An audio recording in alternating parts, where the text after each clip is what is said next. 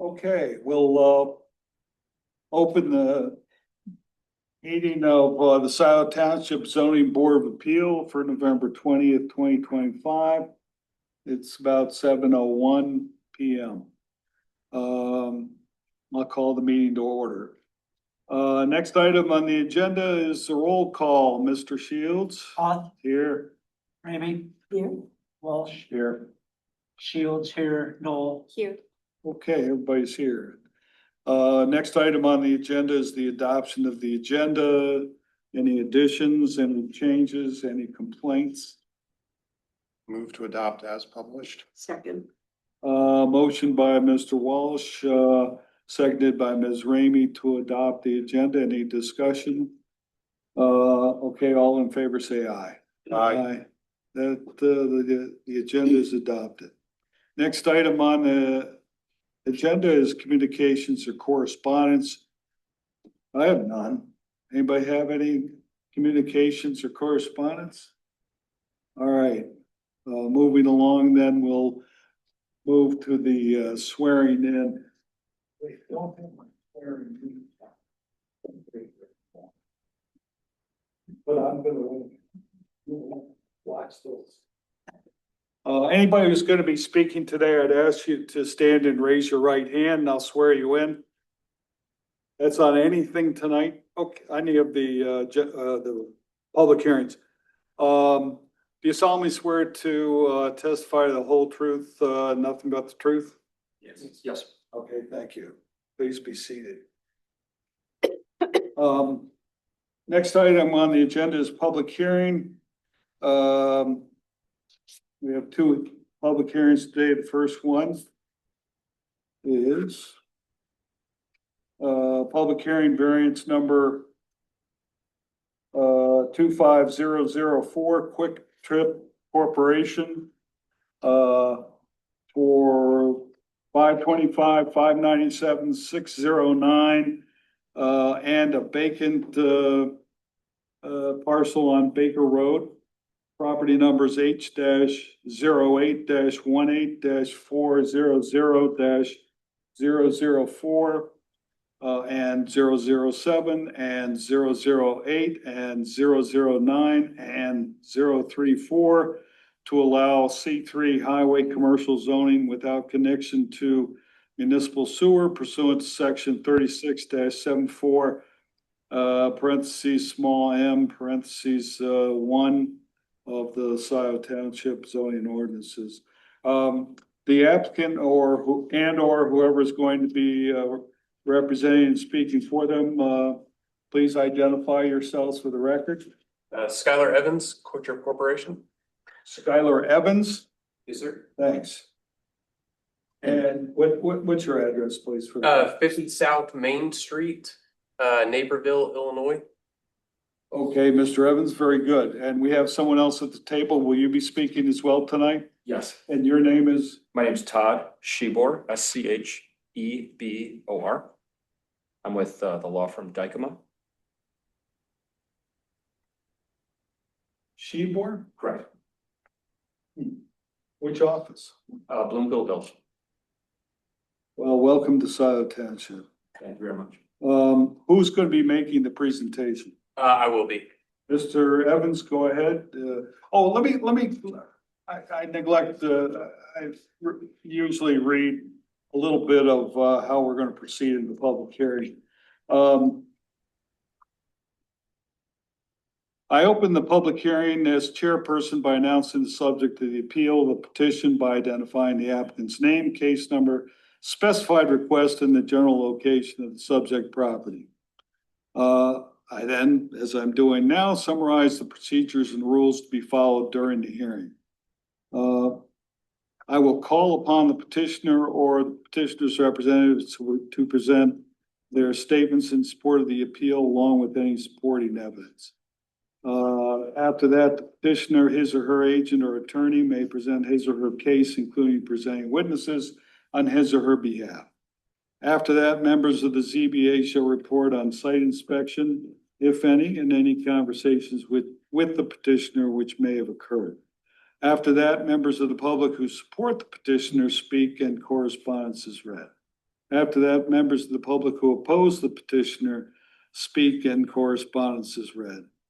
After that, I may permit the petitioner a rebuttal within limits set by myself, after which the chairperson, myself, will, upon motion, that's wrong. We gotta change that. But in any event, upon motion of any ZBA member, announce the close of the hearing or announce continuation of the hearing to another specified time and date if the hour is late or additional pertinent information must be obtained. After that, the ZBA deliberates the request and decides the issue. Or if the majority of members decide more information or clarification is needed, the issue may be postponed to a future hearing. Is Mr. Luan on board here? Good. Hello, Mr. Luan. Good evening, everyone. So, Mr. Evans, I apologize for not letting you go right away, but the floor is yours. Thank you so much. I appreciate the board for your time tonight. I'm Skylar Evans. I am the project manager for this project for Quick Trip Corporation. Real quick, just want to give a really quick history on Quick Trip. We started in 1958. As of today, we've got almost 1,200 stores nationwide.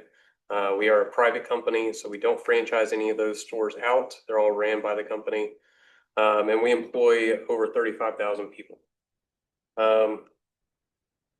Going into the septic variance, what we're requesting today. As you can see on the screen here, we've got the master plan, and in the brown part right above the EI-94 is the parcel that Quick Trip is looking to develop. And it is labeled as mixed-use highway commercial.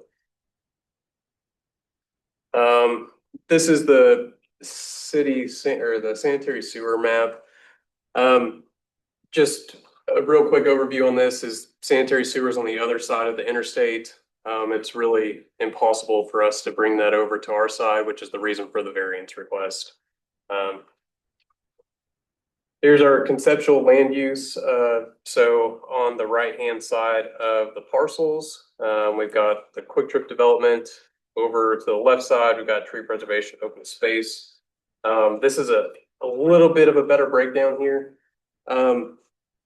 So the left side of the parcel, based on the last hearing that we had with Scio, we have dedicated out 3.45 acres for a conservation area, tree preservation on the far left. Next to that, we've sectioned out a retail space, which is just over 1.8 acres, almost 1.9. And then we received our soils report back, and we had to adjust our septic leach field by 0.2 acres. So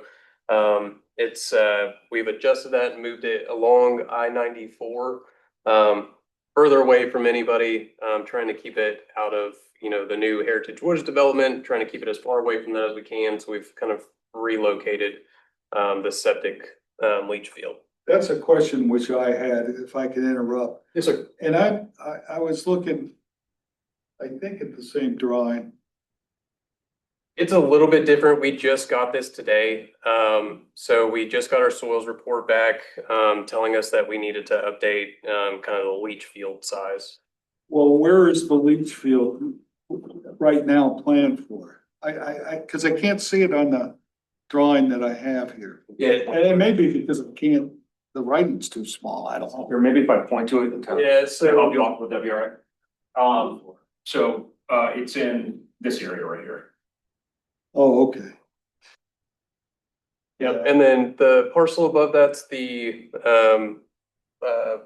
retail piece, and then this bigger lot over here is the conservation piece.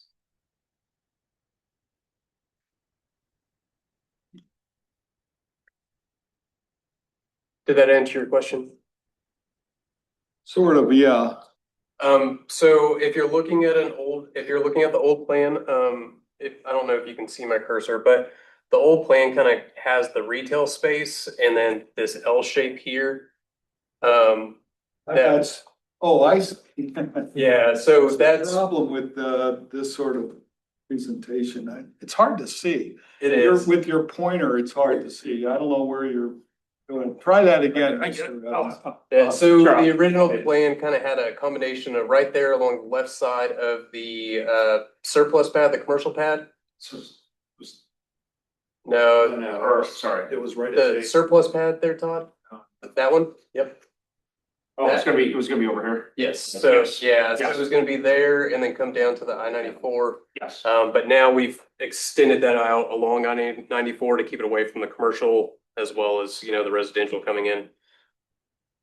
Part of that was based on some feedback that we had while we were at the planning commission. Correct. But there was some discussion about, sort of utilizing additional portions of that property for another use, for another commercial use. So that's why sort of the site plan is shifted a little bit. So, The septic system is just for this property. Correct.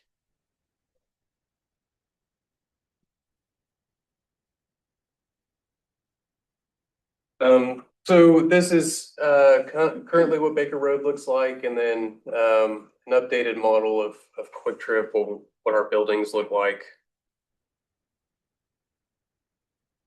For the septic system, I know that a lot of these other properties within the area had septic prior to the new code. But there was one other septic approved, that's number 15, which is north of on the map, it's north of the Quick Trip. It's actually east of the Quick Trip on the layout there. Yeah, our copy of that in our binder, at least in mine, is very small. Okay. And I'm not trying to be. I'm not trying to cause a problem, but it's just that in this type of presentation, which I appreciate, it's just difficult if we don't have everything clearly marked and big enough that we can appreciate it. I understand what you're saying, but let me just ask you this, because I saw your 15 other commercials part of your submission. Give me an example. Which ones are you talking about? So the other convenience stores that are within the area are on septic. Which ones? I believe it's all of them north of or west of the interstate. So each one of these numbers here on this map represents somebody who is running off of a commercial septic system. Who could that be? Well, there's the existing truck stop gas station. On the east side, On the other east side of, Correct. of Baker. Yeah. There's Dexter, Cabinet back there. I mean, there are a whole bunch of Yeah. commercial Those properties are the all, ones up north, yeah, up all north. along Baker. On the east side. Yes, it's Right. zone commercial, but there's. No, I understand. Septic. All right. So So, sewer. all right. Right, and all of those properties are on septic because the public sewer can't come across I-94 at this moment. So again, we're just trying to fit in with what's available within the property. If we could extend it, which we did ask it to see if we could extend it, and that's just not possible, which is why we're moving over to the septic system. So we would obviously have to go through Washtenaw County for our septic system and have their approvals. And we would be the number 16 on here for the commercial properties. If at any point in time the ability to connect to public does pop up, we'll more than likely do that, even at a later point in time, just because septic systems, they are what they are. Nobody really likes them. It's a necessity for this area, and if it ever changes, we would come on to the public system. Does the county require a backup septic field, at least on a planning at a planning stage? So they don't require a backup, but they do require additional space within. Space, that's Yes, right. yes. And we are planning for that. We always plan for well above what our peak flow rate is. So we're prepared for the, Washtenaw County requirements. We're well above what they require for the septic leach field. What we're looking at our system, we've narrowed it down. We're looking at a Vantech systems for the septic system. But one of the things that we're still working through is the medium. So it's either the honeycomb or you've got the drip option within the septic field. I believe we're going with the honeycomb. That just tends to be the best. But right now we're still on the almost to a decision. But we're between those two. These are the variance requirements. I can let Todd speak on this, but one of the biggest things is that again the septic is required for development on this parcel just because there's no access to the public sanitary. Development as a C3. Actually, development for any non-residential use, because that requirement to be connected to a sewer is in the C2, it's in the C4, it's in your I1, your I2, your I3, your OS. So if you're gonna, in order to develop it, other than just strictly residential, that requirement is there. We would also be taking out 3 of the in-home septic systems that are currently there. Those would be coming out. So we'd be taking 3 of them out, putting in a bigger one in place to accommodate the quick trip.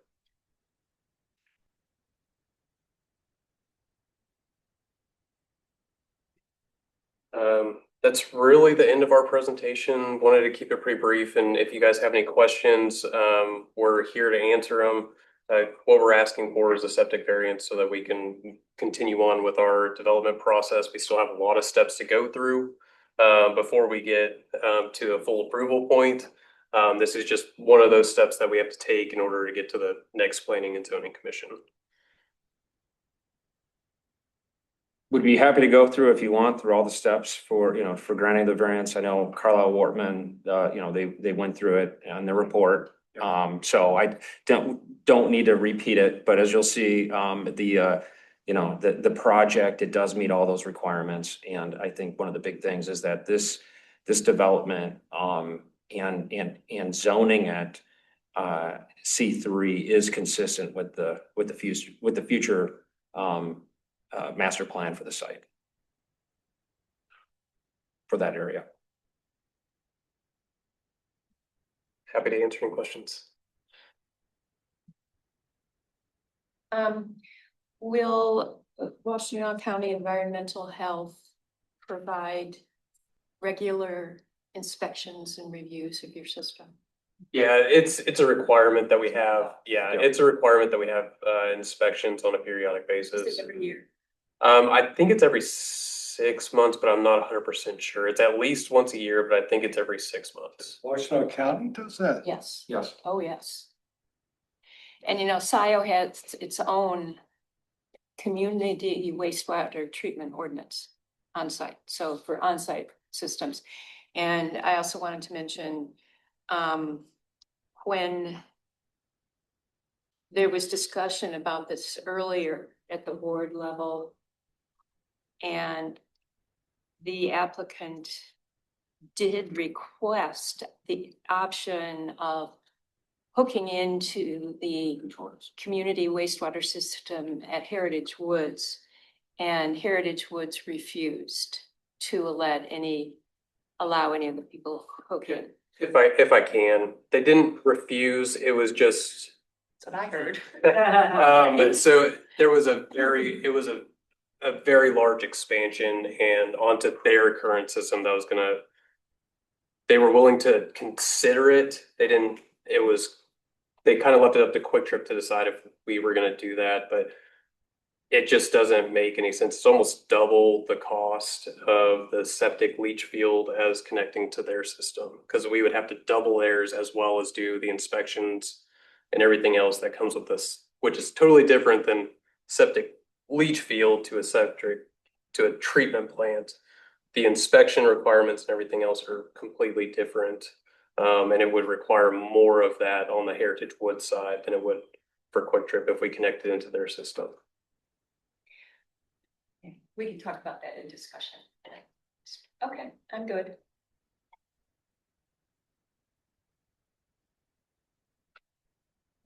I don't have any questions.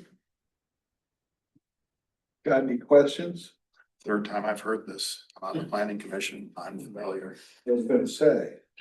Well, enlighten us then. Well, it's not this is a parcel that's residential that should we do anything other than, as mentioned, other than residential, it's going to need a variance because the township at this point has no plans to extend the sewer district across north of I-94 along Baker Road. Whether they linked to Heritage Woods or not, we'd still need the variance to go forward. The type of septic, that's up for the planning commission in the presentation. We're strictly to do anything on the site other than residential requires a variance from the sewer requirement. I mean, that's it in a nutshell. Mr. Shields, do you have a question? You have a Mr. questioning Walsh. look on your face. No, Mr. Walsh has summarized it very well. This one's just a little bit different. Well, we're getting far. So let me ask one question that might be pertinent, and it would be knowledge I have. You still coming forward with a conditional rezoning? Yes. And one of the conditions I believe discussed was that if this project doesn't go through, it reverts back to residential. Correct. Just wanted that. Thanks. Yeah, we're a little different here, but the way that the procedure here is different, so unusual, I might add. In any event, gentlemen, Mr. Sheber or Mr. Evans, anything further? We are good.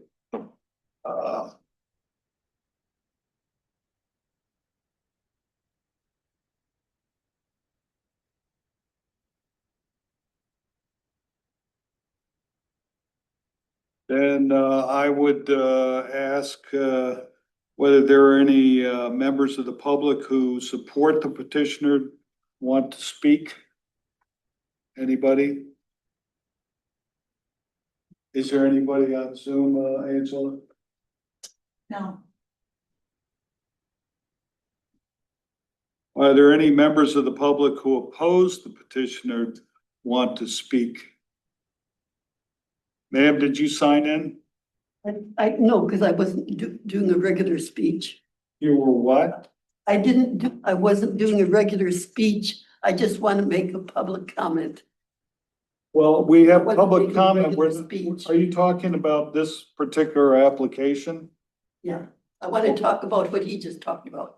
You're not, or? Yes. Yes, you want. Well, all right, why don't you come up, and sit here, because we got the microphone right up Yeah. above you. I just, And if you could tell us your name and your address, please. my name is Agnes Pastorino and my address is 7690 Marshall Road, Dexter.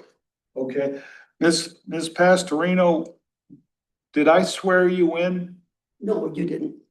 Okay. Yeah, Well, then, I'm just you giving don't a have comment. to, I understand you have a little trouble getting up and down. Why don't you just sit there, raise your right hand? Do you solemnly swear to tell the whole truth and nothing but the truth? I do. Okay, thank you. Yeah, I just want to make comment from the viewpoint of a resident of that area. I live very close to where they want to put the, isn't it a gas station? Yeah, convenience store, Why yes. don't you why don't you direct your Okay. questions to me and My I'll, understanding is that it's like a gas station that they want to put in an area that was a private home and they want to put a gas station there. Is that my understanding? Yeah, it's that correct? actually a couple of homes. Or, okay, that's what my concern, I have a couple concerns as a resident of that area, okay? As a resident of that area, we do all have our own wells and our own septic systems.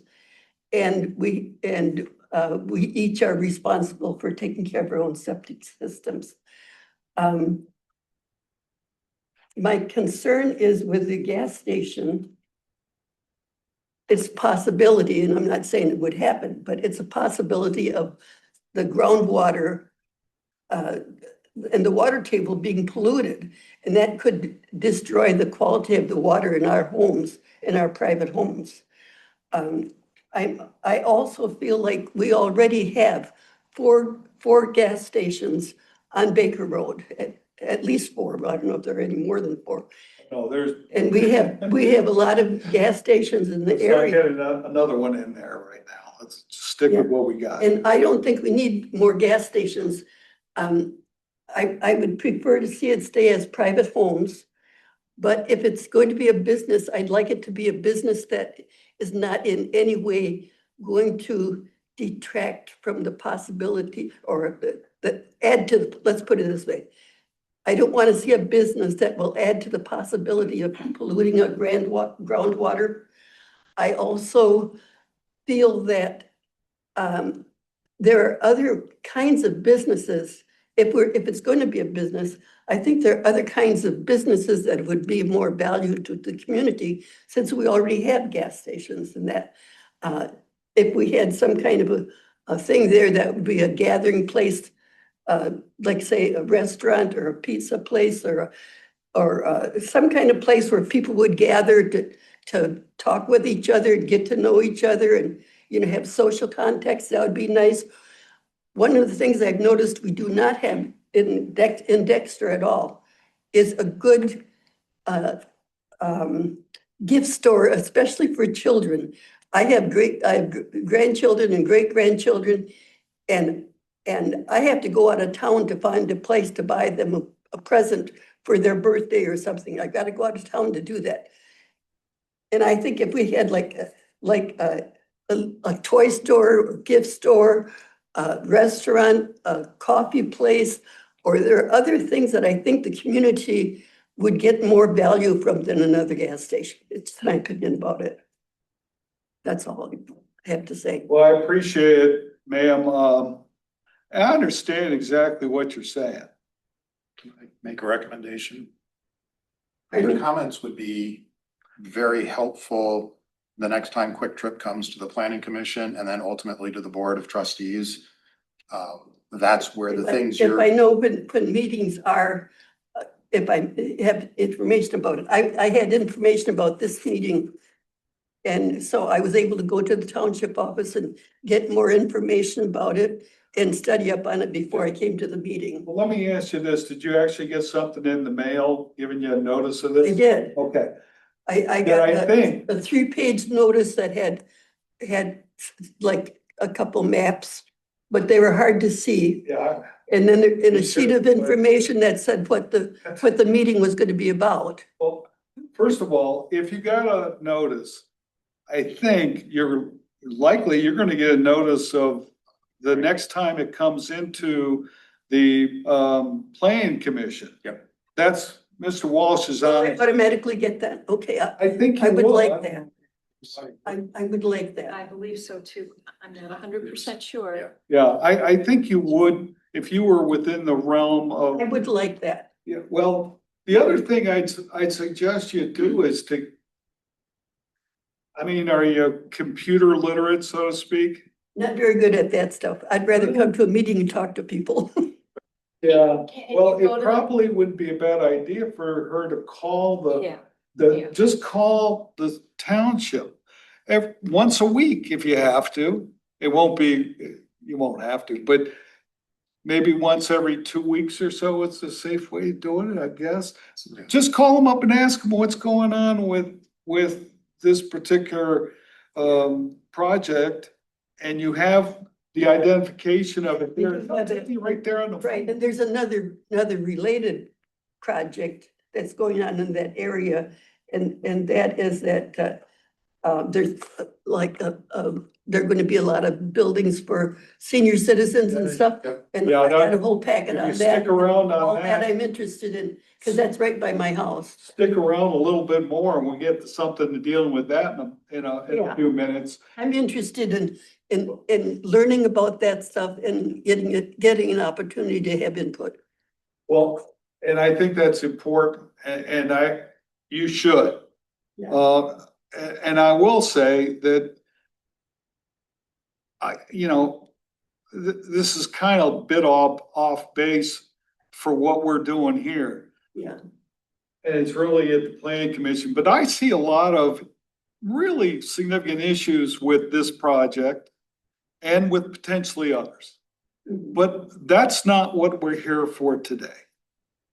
The only thing we're really dealing with today for this project is to simply make a decision as to whether they should be allowed to go to the next step without hooking up to the township sewer system. Right. That's really all that is for here tonight. There are other issues dealing with a whole lot of different things that would be dealt with at the planning commission level. And then later at the board of trustees. So Yeah, thank you. yes, you should be involved. I think you're gonna get notice of it because I think probably you're will. within the, They're pretty good about that sort of thing. If they know it's affecting your property, you know, Well, your it's area, they're pretty good about that. it's within a certain radius. Yeah. That the notifications are sent. And Yeah, obviously you're in it right now. So that's why I'm expecting you to get a notice next time around. But it could happen that you might not get a notice. It's possible. If, for example, well. Yeah, could I say something? Yeah, go ahead. Ms. Luan can tell you. Yeah, she may not get a notice because there was already a public hearing on this item in front of the planning commission, and the planning commission postponed action. So if they and I don't know the details, if they postpone to a date certain, there won't be another public hearing. So I just don't want this woman to leave here thinking she's going to get a notice. What I would suggest is that she give the township a call either Tuesday or Thursday and ask for Laura Krebs and find out when this is scheduled for the next meeting, because there already was a public hearing on this. So she may not Laura, get noticed. I'll give you the info. It's call up and ask for Laura Krebs. And her last name is spelled Kreps. and what is her? She works with this gentleman right here at Carlisle Wortman, which is the retained consultant retained by Scio Township that analyzes and gives recommendations sometimes on different projects, including this one. Their name's the top left corner up there, right there. But all you early, yeah, and if you can't remember that, and if you don't remember a name, just ask to speak with someone who's involved in this project.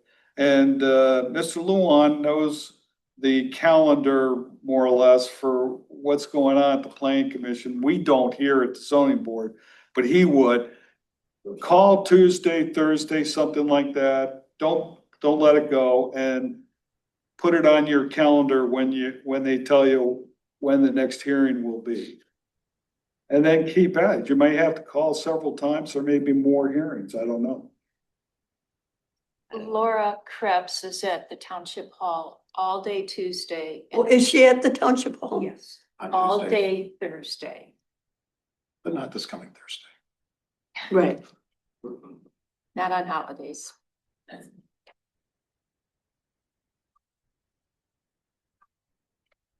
And your concerns should be feel free to make your concerns known to the next meeting, which would be the It'll be the planning commission. Now, what was said at this meeting, does that get passed on to somebody else that's gonna be reviewing the whole project, or how does that work? Like, you yes. pass something on to somebody else that, Well, maybe yes, maybe how no. does that work? One of the steps for this project is for it to go forward, they need to get this variance to allow them to put a septic system in and not tie into the township sewage system. If they don't get this variance, the project is essentially over. Just done. Right. Oh, okay. If they get it, that was one of, I believe, 4 steps that were presented the last time at the planning commission. Okay, thank you so much. Well, thanks for coming in. And you may want to stick around for the next hearing. You know, Likewise. nothing against gas stations. Purchase or locations. Understood. Are there any other members of the public who would like to speak in opposition to this variance request? Anybody online, Angela? Nobody here.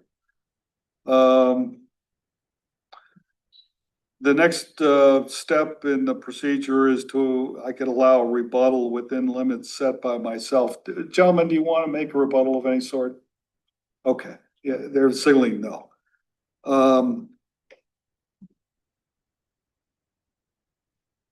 May I make a motion to close the public hearing aspect of this? Yes, So moved. Second.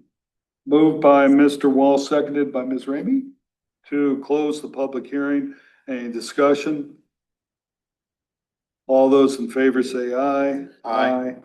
So the public hearing is closed and we now deliberate the request.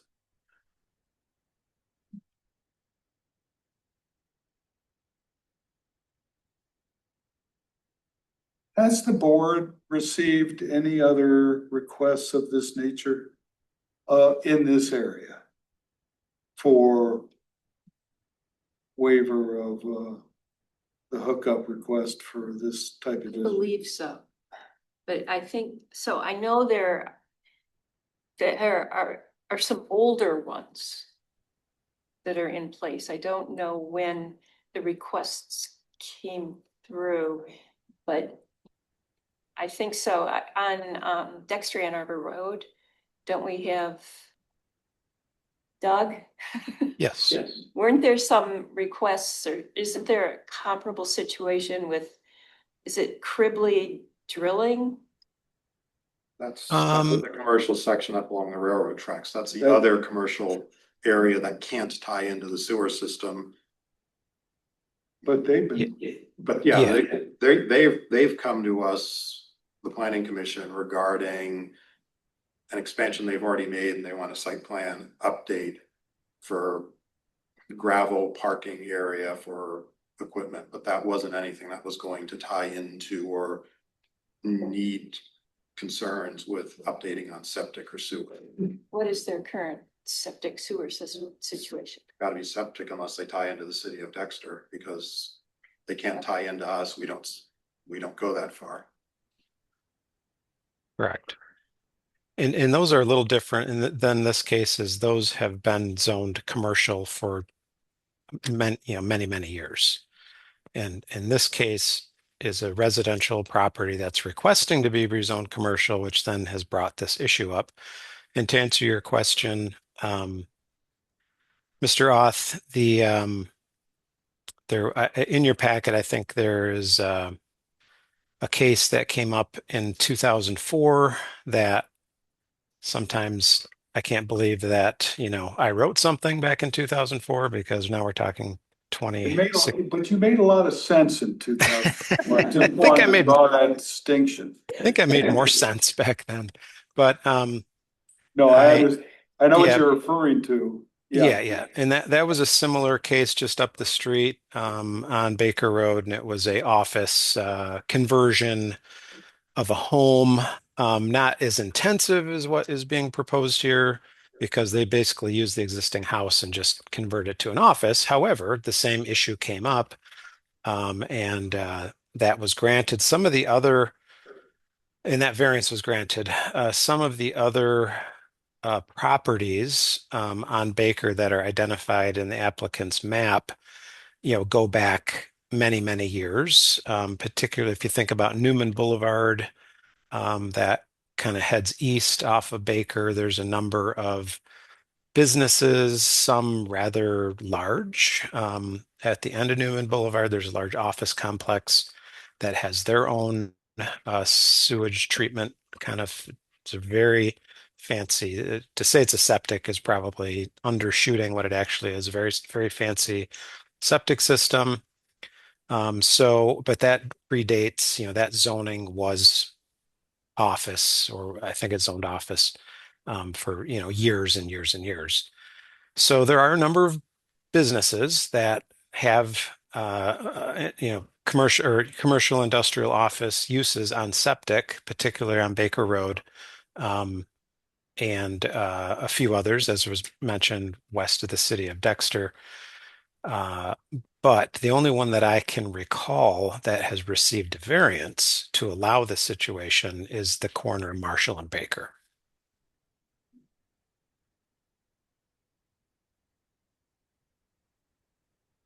Well, that's not the one that was in 2004, was it?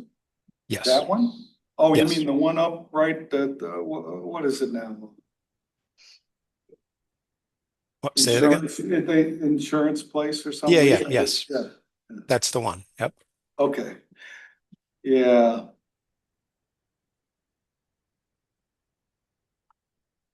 That was 20 years ago. Yeah.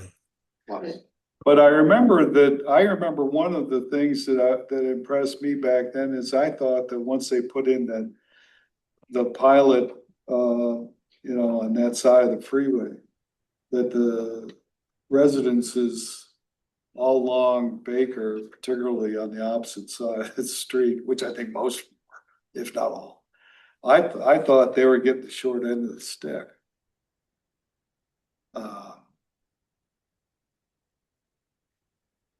And perhaps they still are, but Mr. Luan, are there any examples where a similar situation where it's been turned down? Not that I'm aware of. No. The only variance I remembered, and I really had to search my memory, I was impressed. was the one on the corner of Marshall and Baker. I believe you're probably you're probably correct. I can't think of another one. Yeah.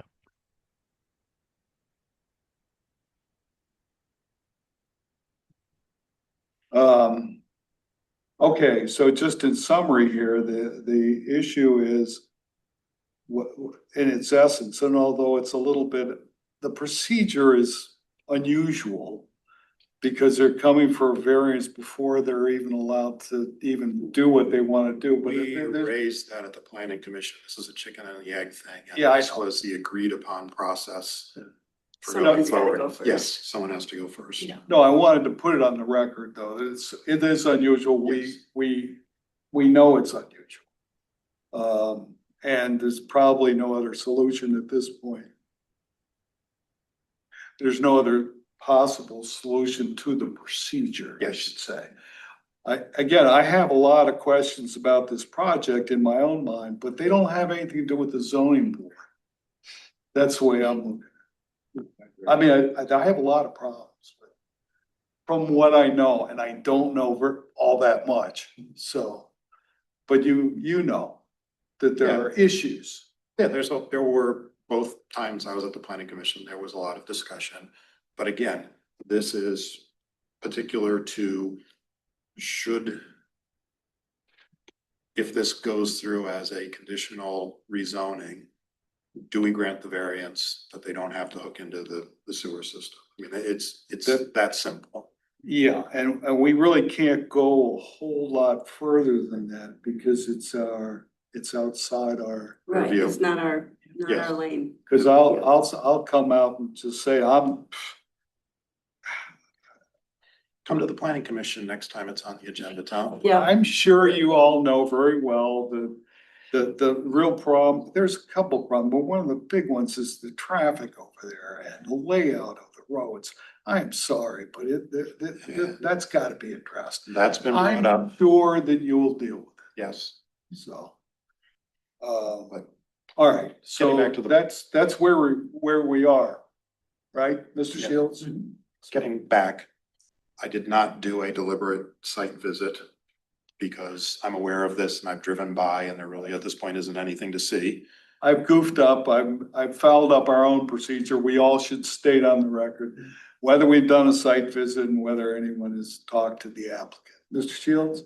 I made a site visit, didn't talk to anybody. I drive by there virtually every day and I don't talk to anybody, and I did not in this case. Mr. Walsh? I drive by the one potential, I have conversed with the applicant because they have been into the planning commission at 2 times where I've been present. But regarding this specifically for this meeting, no, I did not talk to the applicant. And I drove by, took a look at the site. I didn't speak with anybody. And I've been on the site at least 3 times. I've walked it with people, including some people in this room. And there have been discussions, but there have just been exchanges of information. Anything different than what's been presented here today? No. Then the question is pretty simple.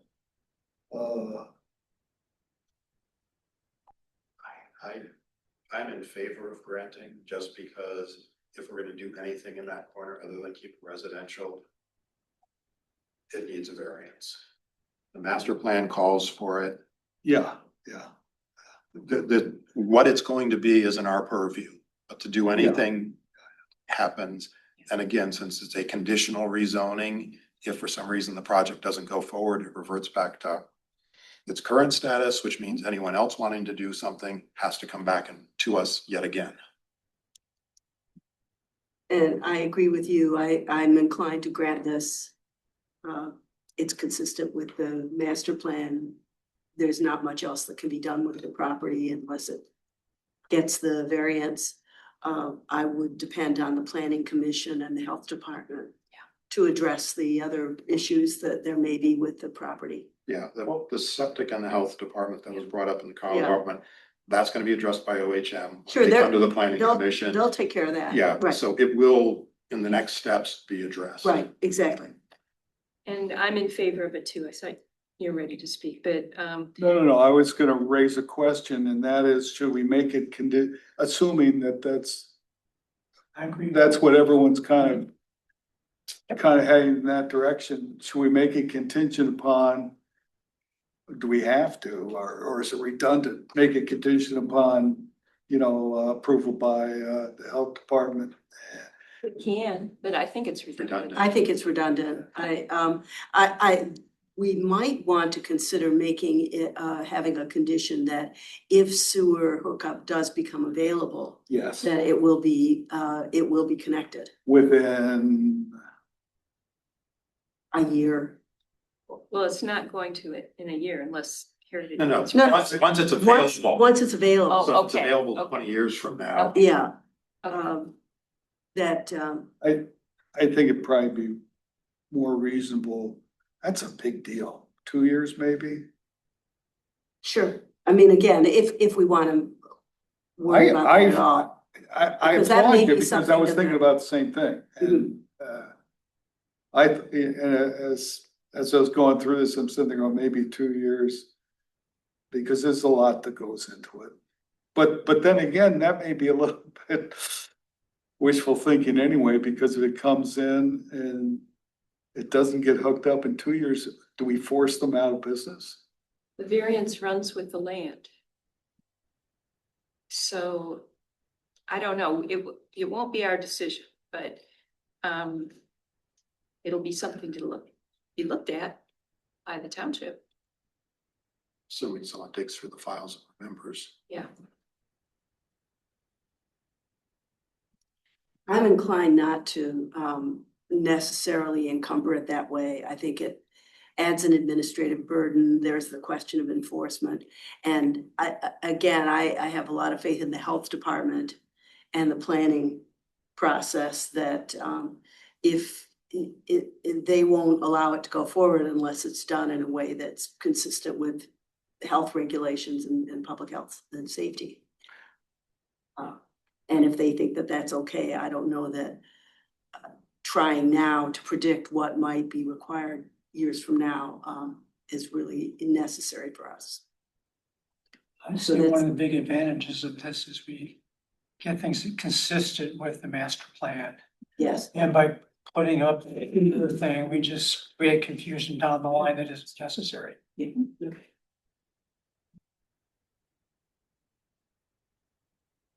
you want to do? Doug, you, in your report, you did make reference to the possibility of a couple conditions, or at least one condition, the one about the health department approving it, which as I think is more redundant than anything else. Was there any other condition that you had thought of that we might No, want to take into consideration besides that? No other conditions that I could think of. All right, well, I think it's time, it's ripe for a motion.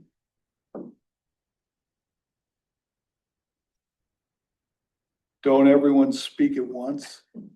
You need to take notes, so it's not you can't, so it's one of the three of us. Want to do it? You want to take a stab, Kathy? No, I didn't write any, no, I don't, We'll leave Heritage Woods to you then. You no. can take- All right. Let me get the stuff. Regarding variance 25004 Quick Trip Corporation, 525-597-609 and vacant Baker Road properties, H-08-18-400-004, 007, 008, 009, and 034 to allow C3 highway commercial zoning without connection to municipal sewer pursuant to section 36-74, parens M, parens 1. Some statements of fact. There are no plans to extend township sewer north of I-94 on Baker Road. Other commercial lots in this area are not tied into the township sewer, although some of these may have been in existence before this ordinance came in place. This is also consistent with the district on the road tracks west of the city of Dexter. C3 is consistent with the township master plan, and anything going in that area would require a variance of this nature. Given that,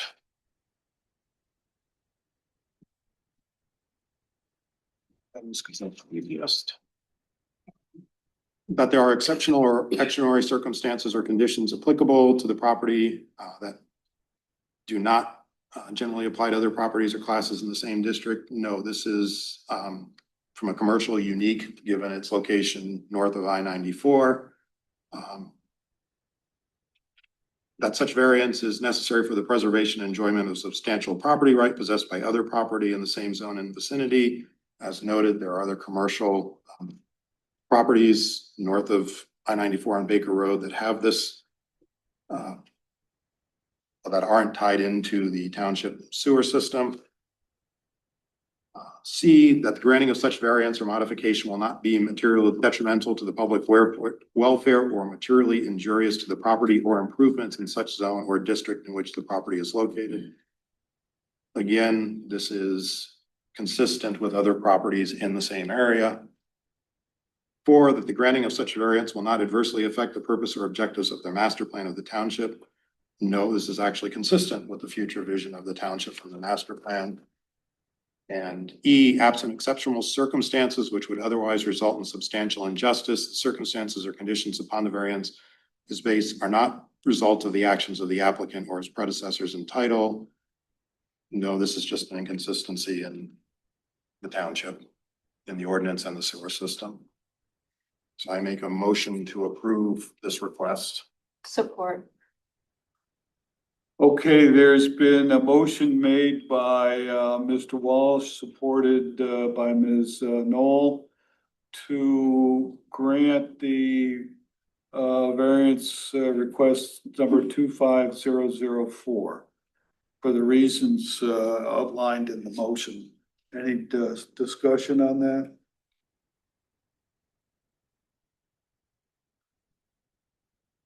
I want to say that the applicant really doesn't have a lot of options.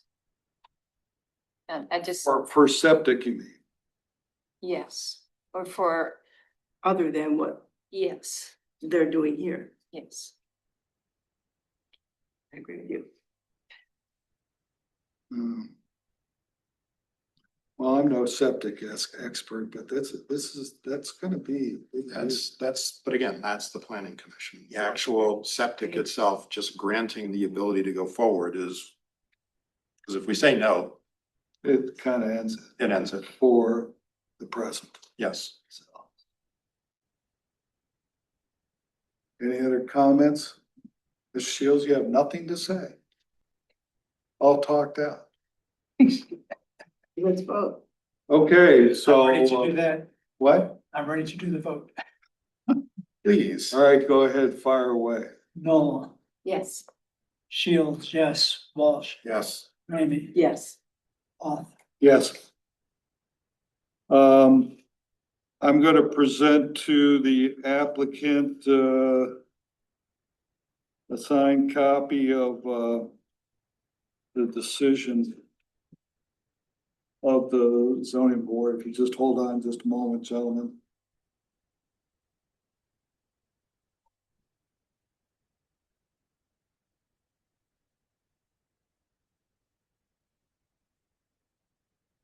Mr. Shields, will you do the honors? I would like to.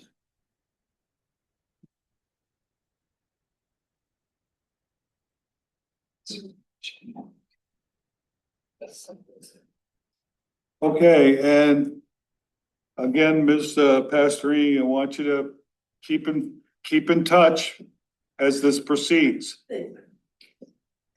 All right, next item on the agenda is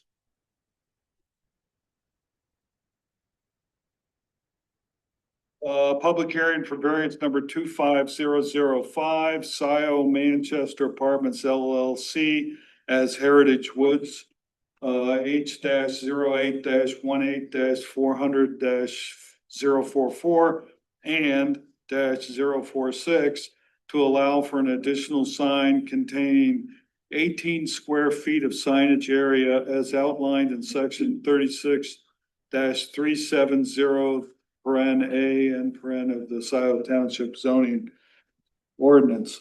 Will you be speaking on behalf of the applicant, sir? Yes, And could you give us your name, please, Daniel Johnson, and your address? 3454 Ridgeline Drive, Ann Arbor, Michigan. I'm gonna quickly go through our procedure again. Just so that there's no questions about it. I opened the public hearing by announcing the subject of the appeal, the petition by identifying the applicant's name, case number, and specified request, and the general location of the subject property, after which time I summarized these rules and procedures. And after that time, I'll call upon the petitioner, in this case, Mr. Johnson, to present statements in support of the appeal along with any supporting evidence. After which time the petitioner, his or her agent or attorney may present his or her case, including presenting witnesses on his or her behalf, after which time members of the ZBA shall report on any site inspection and any conversations which they may have had with the petitioner, after which time members of the public who support the petition speak or correspondence is read, after which time members of the public who oppose the petitioner speak and correspondence is read, after which time I may permit the petitioner rebuttal within limits. And then after which time, upon motion of any ZBA member, I'll announce the close of the hearing or announce continuation of the hearing to another specified time and date if the hour is late or additional pertinent information must be obtained, after which time the ZBA deliberates the request and decides the issue, or If a majority of members decide more information or clarification is needed, the issue may be postponed to a future meeting. So with all that in mind, Mr. Johnson, I'll turn the floor over to you. Chairman, board members, thank you for the opportunity to be here this evening. I'm going to start with a brief presentation and then answer any questions you may have after. So I'm here representing Trilogy Health Services. They are the company, one of the owners and operators of the senior living facility located in the Heritage Woods project. This is a map of the overall site. You see where the yellow arrow is. That is where the sign is located that we're talking about this evening. And the Trilogy building or senior living facility is located in this portion of the site that I'm circling around. You can see that right there. That's exhibit number 2 as part of our package. Correct. Correct. In the context of the area, 94 obviously is up to the bottom or to the south, and Baker Road is to the right or to the east. This is a detailed plan of the wall location itself at the main entrance. And again, once again, the yellow arrow is pointing it to the signage area that we're talking about this evening. Also contained in your package. This is in a photo of the existing condition taken maybe a couple of weeks ago, illustrating or showing the monument wall that's part of the project. And Okay. Could I ask you, Mr. Johnson, to submit that photo and any other material that you may have digitally presented to the copies to the township for inclusion as part of the record? Okay, we'll do. Thank you. Just to give you context for what we're talking about.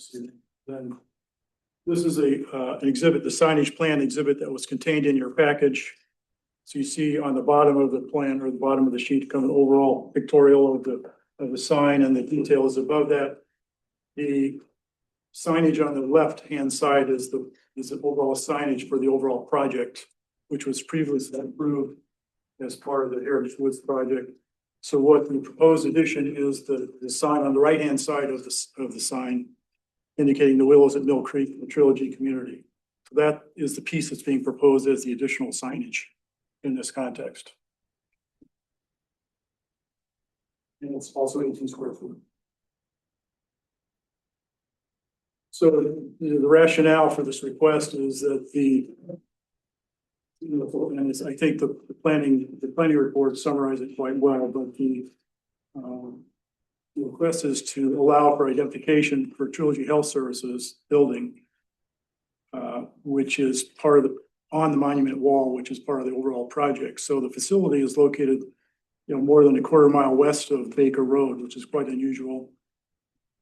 So normally the building would be on a street frontage. In this case, it's not because of the nature of the site. And then secondly, and thirdly, most importantly, is probably this particular function building, assisted living facility. They have a resident population or cohort that's more likely to require EMS services than perhaps others. And so they feel it's important that you have this dedicated signage near Baker Road at the entrance to the project for wayfinding purposes for the EMS services as well as others. That request is really what it is. And I think you're also I'll just add that I think there are some provisions in your ordinance section 366 regarding access and wayfinding, emergency response kinds of things. And we feel that's relevant to this particular request as well. Have to answer any questions. Was this sign, this proposed extension of the original sign, was it discussed in any manner in the POD discussions? The monument wall was, in terms of the monument wall, it hasn't changed. It's the same size as what was in the original POD approval plans.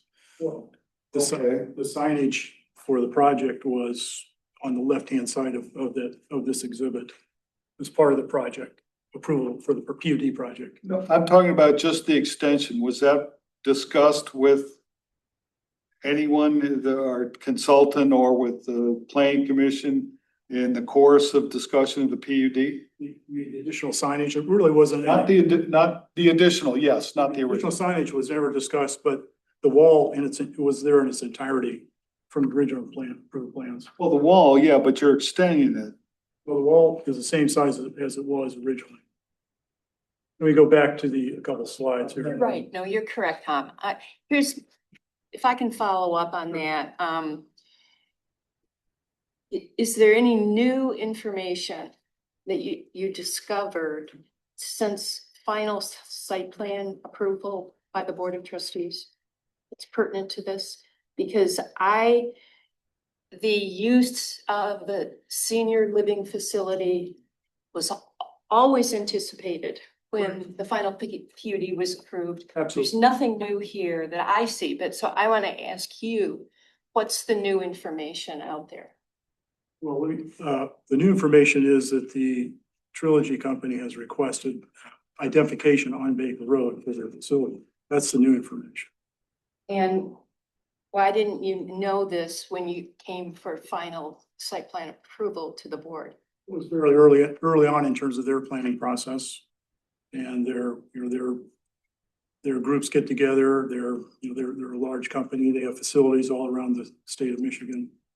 And the request came through, and the monument wall in and of itself has never changed in size. It's simply, it's always been that size, as you can see from this diagram. Sounds like what you're saying is nobody really thought it through.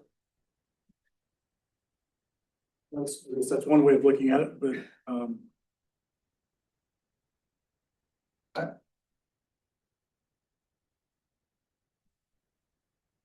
mean, I think the other aspects of this is it is an unusual site in terms of the relationship of the building to the right of way. And which I think is quite unusual. Secondly, the nature of the use of that particular building, even though it was well known at the original PUD plan, it doesn't change the point that emergency services are important to that cohort. Well, you could also just change the wording of the sign, however way you wanted to do it, and keep it the same size, correct? The existing sign. The letters aren't up on the picture that he showed us. The letters, he could make it change. Whether they're on there now or not, I don't. You could still change it. I understand.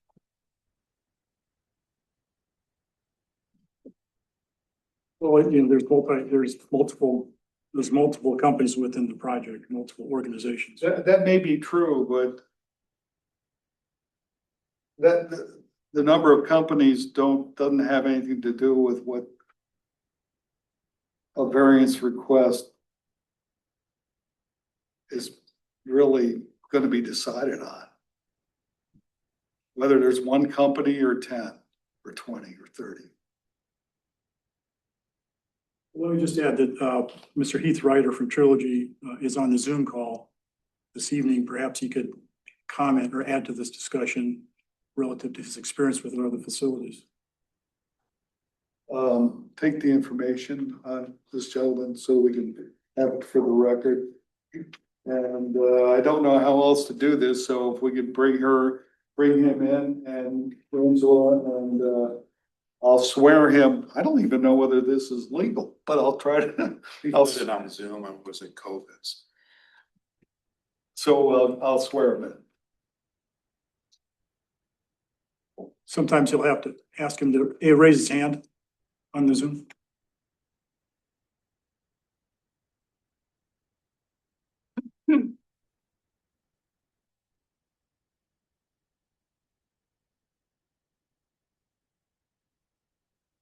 Are we there, Angela? I thought he's got his hand raised. She did, I let him in. You're muted, Heath. Or maybe you have to unmute him perhaps. Good evening. Can you hear me? Yes. Evening. Could you raise your right hand and so I can swear you in under oath? Yes. Great. Do you solemnly swear to tell the whole truth and nothing but the truth? I do, sir. Great, thank you. Could you state your name and address for the record, please? Yes, sir. My name's Heath Ryder. I live at 451 Winter Pine Drive in Findlay, Ohio. Is it Briar? Briar, is that correct? Brian, I no, didn't hear your last name. Could you spell it for Ru- me, please? Ryder, Rider. Ryder. Okay, thank you, Mr. Yes, sir. I Ryder. had RY. Hmm. Sorry. And the street address was 451. Winter Pine Drive. Great, thank you. You're welcome. Okay, you wanted to explain what the process was for this, behind this request? Absolutely. We as Trilogy Health, we entered into this project, well, I think a couple years ago now. Another healthcare company had removed themselves from the project. We felt this was a lovely site. We absolutely love the site. You are right. Something that throughout the process we did not realize until recently that in all the signs that were shown to us and stuff like that, that it was not apparent that we didn't have some sort of representation out on Baker Road at the entry for the people that are going to come visit our building to be seen. I personally didn't feel it was much of an ask. We're not asking to increase the existing monument sign at the property at all. We just were asking for our lettering to be added to the existing sign that you saw the photo of here just a few minutes ago. We think it's an amazing opportunity for people to be able to find our facility by having just a little bit of lettering on the existing sign. And so I guess that's our request. Okay, thank you. You're quite welcome.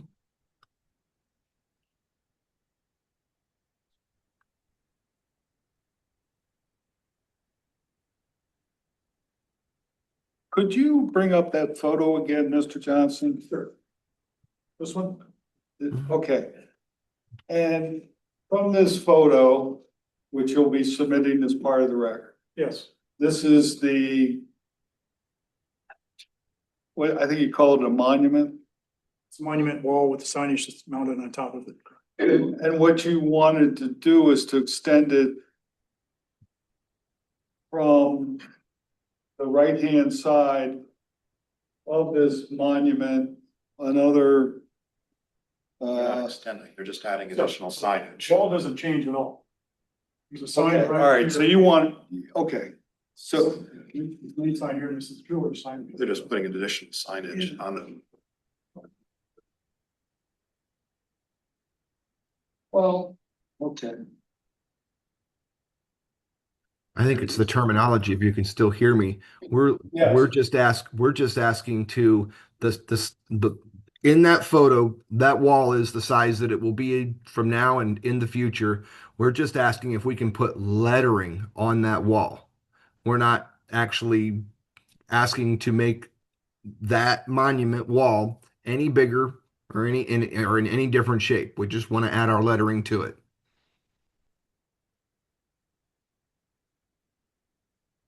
Understood. Okay.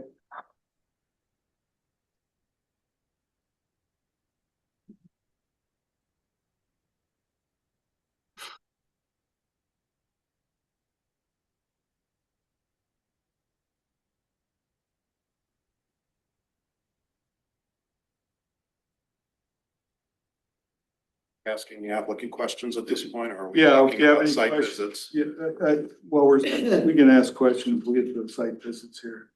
Mr. Johnson, this pertains to our friends who just left. Yes.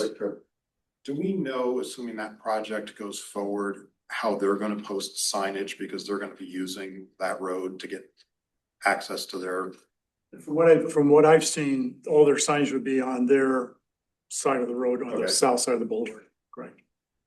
I guess part of what I'm asking is, and I don't remember from the planning commission, is how they're gonna have it on Baker Road, because if they've got something similar where it's, you know, big square sign out along the road, it'll somewhat block anyone going north from Baker to see what they've got.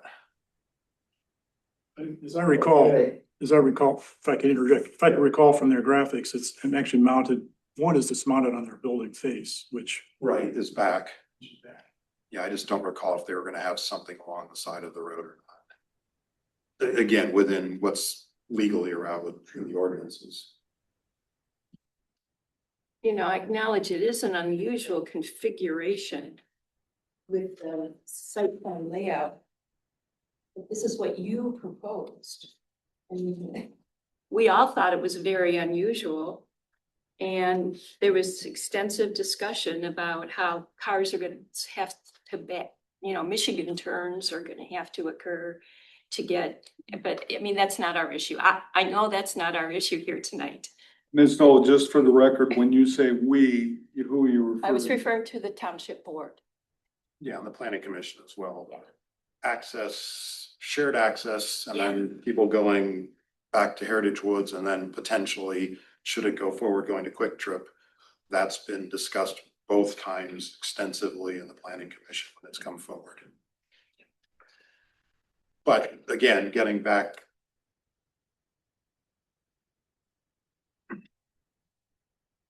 Are we in discussion yet? We're into asking questions of the Asking applicant. We're not questions of into the discussion. What's being done on the other entrance? I mean, if I'm looking at the site, I think like is it Marshall Road where there's a northern entrance? That's just emergency vehicles only Okay. access. So this is the primary. Correct. That's correct. And there are two distinct facilities in there. There's the largest for the one of the main components is the Trilogy building, and Right. the assisted living facility. Then you've got some villas that are one story kind of rental apartments, and then the duplex one story for purchase. Yes, you covered that last time in the planning commission. We were talking about the law. Yeah, I have advanced knowledge.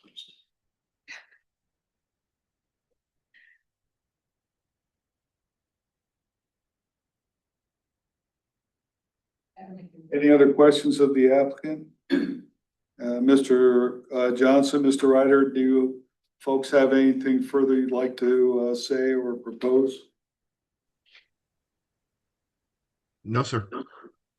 Actually, I do have a question. To me, this hinges on the safety factor, and you mentioned that in your presentation. Do you have any statistics and the information that can enlighten the value of this sign to improve the safety? I think that's, to me, the most important issue, and I'd like to, as we move in discussions, I'd like to have some information to work with. As far as statistics, I would say no. I mean, I think it's if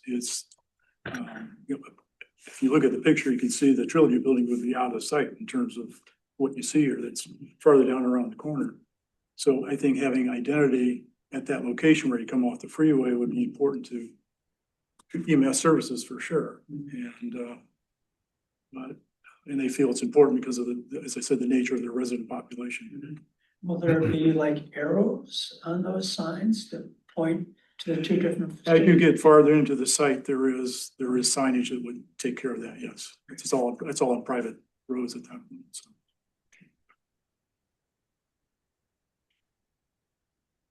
Any other questions of the applicant?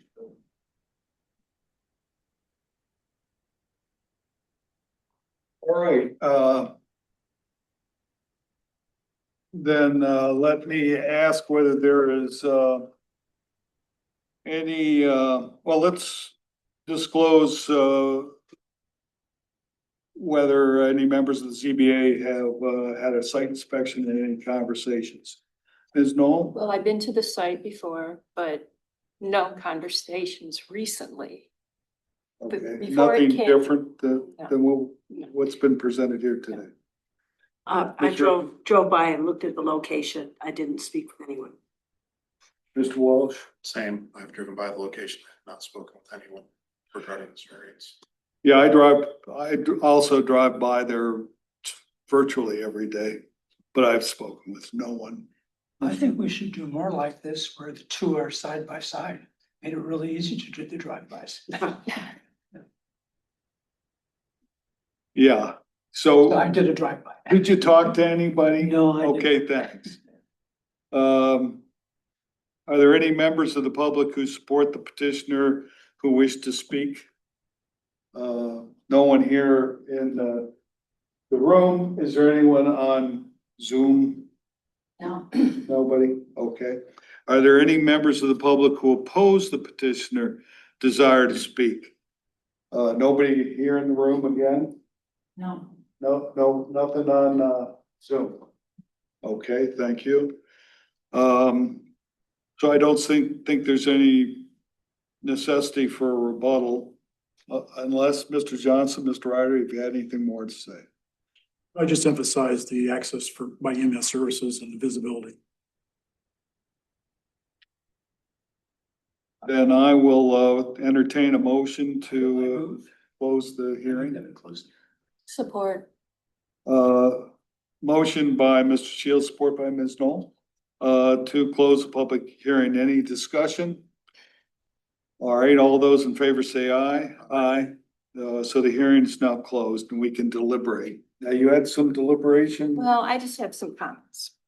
So on Jackson Road, where Jackson Road intersects Parkland Plaza, there is a large sign there with the names of, Michigan Medicine has multiple offices in a facility, West Ann Arbor, Michigan Medicine Facility, radiology, internal medicine, ophthalmology, pediatrics, tons of different offices there. And all they have is a very small descriptor sign that's part of the much larger sign where other businesses have their names on the sign that's barely visible from Jackson Road.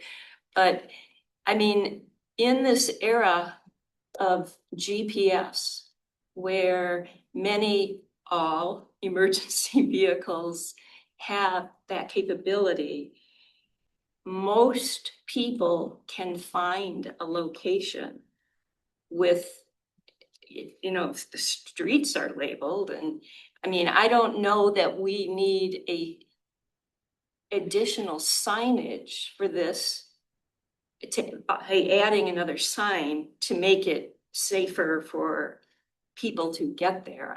I don't agree with that. And I think that all of these issues should have been brought out earlier in the planning process. There's no new information that has occurred. They were granted a PUD based on specific representations that they made. They submitted the plans, they being the developer. I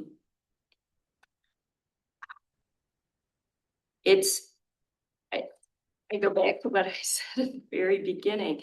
Nobody thought it through. And I think that it's not fair to put this on now. Our planners had to go through a whole evaluation of this. So I'm opposed to this. I don't think it adds that much. And they can put the lettering on the existing sign too. They could just shrink their planned size for some of the lettering and put everything on that, and that would be fine. They could do that.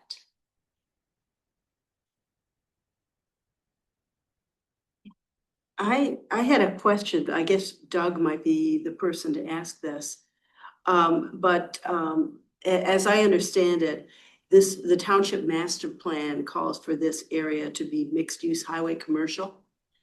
And in your report, you had said that normally larger signs would be expected in mixed use highway commercial. How so? Can you point me to, is there something in the code about that, or? Well, commercial signage is permitted, a minimum that we allow a minimum of 80 square feet for what would be a monument sign or freestanding sign for a typical commercial business. So that's where I point out, and it could be larger than that depending on the frontage. The signage is actually based on the frontage of the building that faces a public road. In this case, the buildings don't face a public road at all, so they would get the minimum. And the minimum is 80 square feet. So that's out of the Scio Township sign ordinance. So if, now this is assuming this property was zoned commercial, which which is zoned PUD, so it's not zoned commercial, it's zoned PUD. However, it is planned commercial, so that's why I raised that point. Right, so if it were zoned commercial, would this request be then within the sign ordinance? Yes. Okay.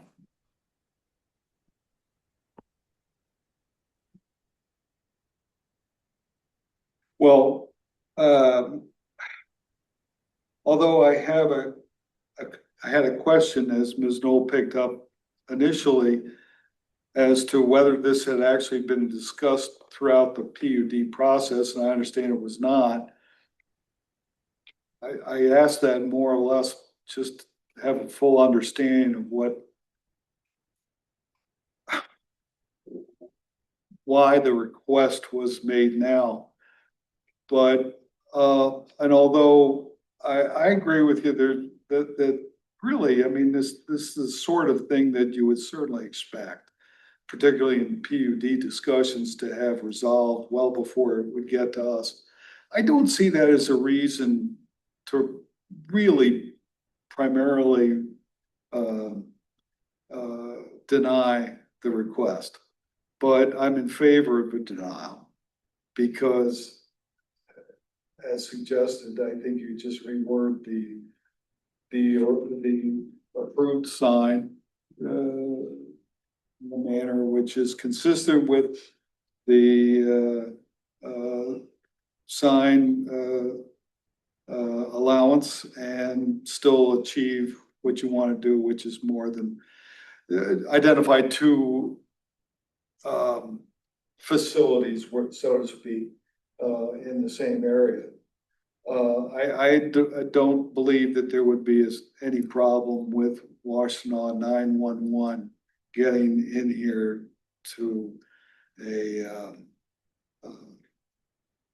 either elder care or just, old people's home type situation. They're not going to have this. They're not going to have it. And I guess that's the way I'm looking at it. We do have an ordinance which we have depended on in the past to restrict sizes of signs, and this was done a long time ago. I see no reason that the applicant has submitted here that would justify any variance. My thoughts. Like I said, when I asked him the question, the safety is really important to me here. I work with a lot of old people who don't know how to work GPS. Don't know why. They don't know how to work a GPS, completely clueless. They're not the one, okay. So something happens to their relative at night. They want to come visit them. It's dark out there. They're gonna get lost. And I'm worried about that. It's important safety, and this is a very small change. So that's. So in the future, how should we judge sign requests? Sign variance requests to have additional, not quite a double the size. How should we handle that? I don't have a good answer, but I'm just worried about the safety. Yeah. And Giving an address to 911, they believe me, they do this all day long. I'm not talking about the 911 folks. I'm talking about people who just got a call. Yeah. Their brother, who's 90 years old, had a problem. They don't know how to work their GPS. And better signage would help. And to me, I was confused until it got to safety. To me, that carried. I That's- just think it's a minor change. I think it's also adding another identification. Yeah. I appreciate what you're saying. But I don't think that having an extension of the previously approved sign to identify another essentially business, which doesn't, go ahead and say, well, this is for the, this is for the elder care facility. I don't know if that makes a big difference. Well, To me, give I a don't- different perspective. I accept that it's an oversight on the PUD, but there are oversights on PUD, and PUDs do come back for tweaks. We were just talking recently about a minor adjustment to the PUD to put in the sound wall. Wasn't considered at the time, makes a lot of sense from the planning commission. We were okay with it, agreed it was a minor. So I accept that there was an oversight. I also recognize, Tom, you were asking about signage. I think it's all dependent on the location and what they're trying to do. Parkland Plaza, to get there, you have to turn off Jackson Road. So you're already off of a busy intersection when you're then trying to find where you want to go in Michigan Medicine. The problem here is, and we've talked about it with Quick Trip, I missed the PUD discussion on Heritage Woods. It may have been before my time on the planning commission.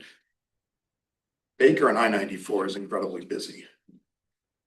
We don't want people looking for this, seeing the one sign, not seeing the other, driving north towards Dexter and then going, oops, I've missed it. Now, how do I turn around and get back because I'm not familiar with the area? Worse at night. There is an issue. Yes, there could be someone, not necessarily ambulance, but they get new drivers. We're not, and as Doug mentioned, in this district, we are going to have 80 square foot freestanding sign. This is not a freestanding sign. This is just lettering on a wall that it did exist in the PUD process. We're just allowing them to put additional lettering, not extensive, on a predetermined wall that's going to be there. There's a public benefit to it, to finding it. It'll minimize mistakes on Baker and 994 for people getting off. There's, again, there are going potentially to be trucks turning into, there is a reason, potentially, but again, I don't see this as a challenging request. This to me seems logical. It would have been nice if it had come in the PUD, and it would have probably gotten through on the PUD if it come in on the initial request. Can you explain that to me? And the PUD signage might be one of the elements that would be part of the whole package? Yes. So it could have gone that way. Yeah. Can it be gone back? Can they go back and amend PUD to permit that? Is that something that gets done? I think, and Doug's gonna have to answer this, it probably, since it's already there, we're talking signage, the reason they're here is because it couldn't come back as a minor amendment. I don't know. I think it could go back as a minor amendment, actually. Would it go to the planning commission and then the board? Yes. The planning commission would have to make a determination if it was a major or minor amendment. I would guess this would be viewed as a minor amendment, and then it would go on to the township board. Because I will say, I agree with everything that Bob is saying, that it's not just emergency vehicles, it's family members, it's other people in the public trying to find this place. And the last thing you want is for people to be in that particular busy area, to be driving around and confused about where they are when it could be made clearer. Or further down the road where there's Yeah, not and much there. yeah. I do have a little bit of an issue with the piecemealing of it. Because the whole idea of a PUD is that there, didn't get rezoned as commercial, where this would just, happen automatically. It was, if it's chose to be done as a PUD, then it's something that is a whole package and should be done as a whole package. And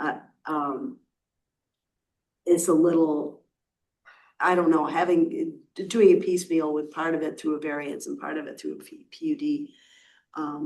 It seems problematic to me, but I don't think that trumps the safety concerns and the fact that that if this had been zoned commercial as is consistent with the master plan, there'd be no question that this sign was okay, and probably a much bigger sign would be, allowed. So I guess I'd like to see if there was a way to grant this.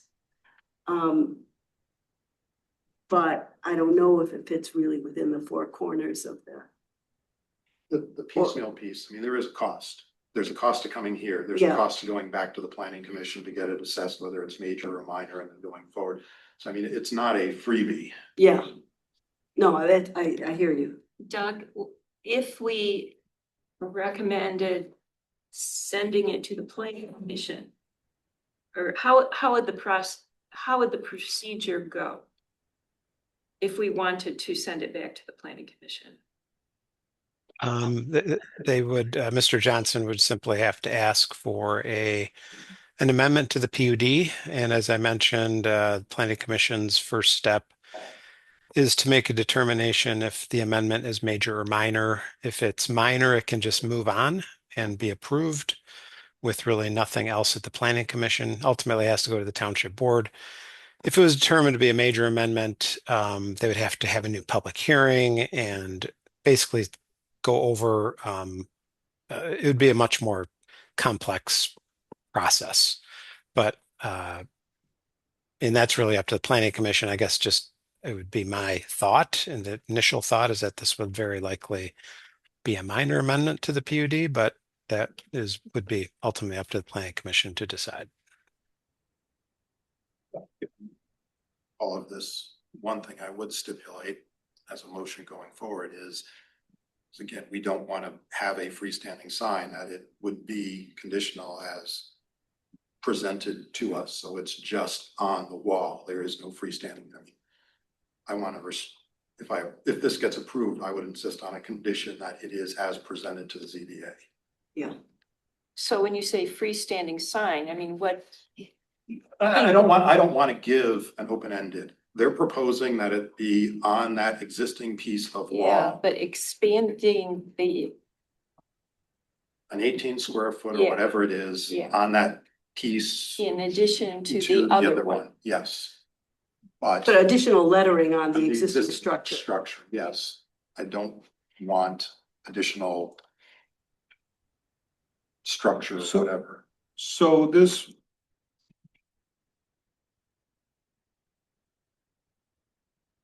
What if we sent this back to the planning commission and let them, I mean, This would be minor. Yeah. My guess is, I I would don't, agree. I don't know that anyone, again, I can only speculate.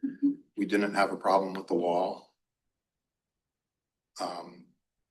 In the end, assuming we agree it's minor, then it goes to you. I'm looking at it and saying, let's stop pushing through the bureaucracy. This is within our jurisdiction to make a decision here and now. Mr. Johnson, may I ask you to put up that photo that you have one more time, please? Oh, What's that? yeah, so let me back into the system. I guess that's part of internet bureaucracy. It's a way to control who gets to show what.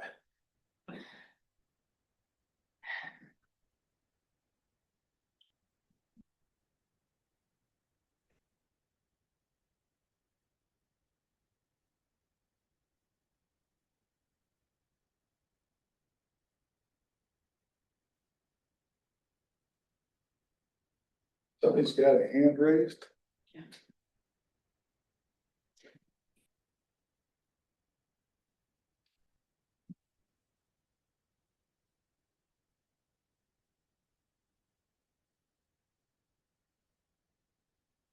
How are we doing, Angela? Then Oh, he's in. Okay, great. Thanks.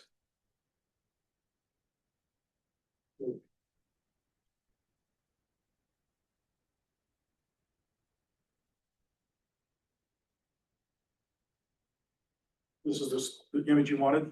Is that correct? Yes. That existing. Maybe it's my perception, but the drawing of the proposed addition,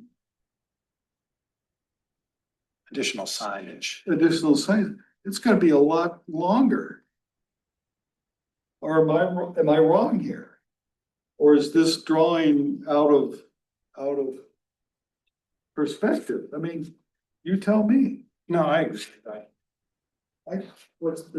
Excuse me, a little distorted, and there's some shadows that are on that. piece No, I over there, understand the which I think shadows. distorts the imagery a little bit. I understand the shadows of No, it. I it's- just, This piece makes it look like the extension. Oh, it's the shadow. Got the shadow line there. Yeah, this is one piece from here to here. Bob, you were in the way. This is shadow. Yeah, I understand that. No, I'm well aware that looks to be another shadow there too. But, It's just proportional. but this drawing can't be proportional. Look at it.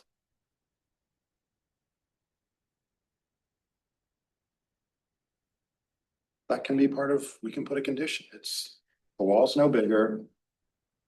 The sign is as they've requested square footage. is the photograph part of the record? Do we? Well, we have is it an exhibit? requested that Mr. Johnson do so, make it, I suppose we could make a condition that if it's not submitted, Well, but they've said the wall's not getting any bigger. That is what it is. That's what was, you mean the photograph. yeah, what is Yeah. there is what is there, and it's So not gonna the be bigger. photograph must be part That's of what the I'm saying. record. Right, Yes, and you've exactly. asked that. PUD allowed the wall as shown. I don't know that, but okay. I- I assume again, you do. I wasn't part of it, so I can't tell you, but again, that, Stipulated in the development agreement. yeah, I will take Mr. Johnson's word for it, not knowing otherwise.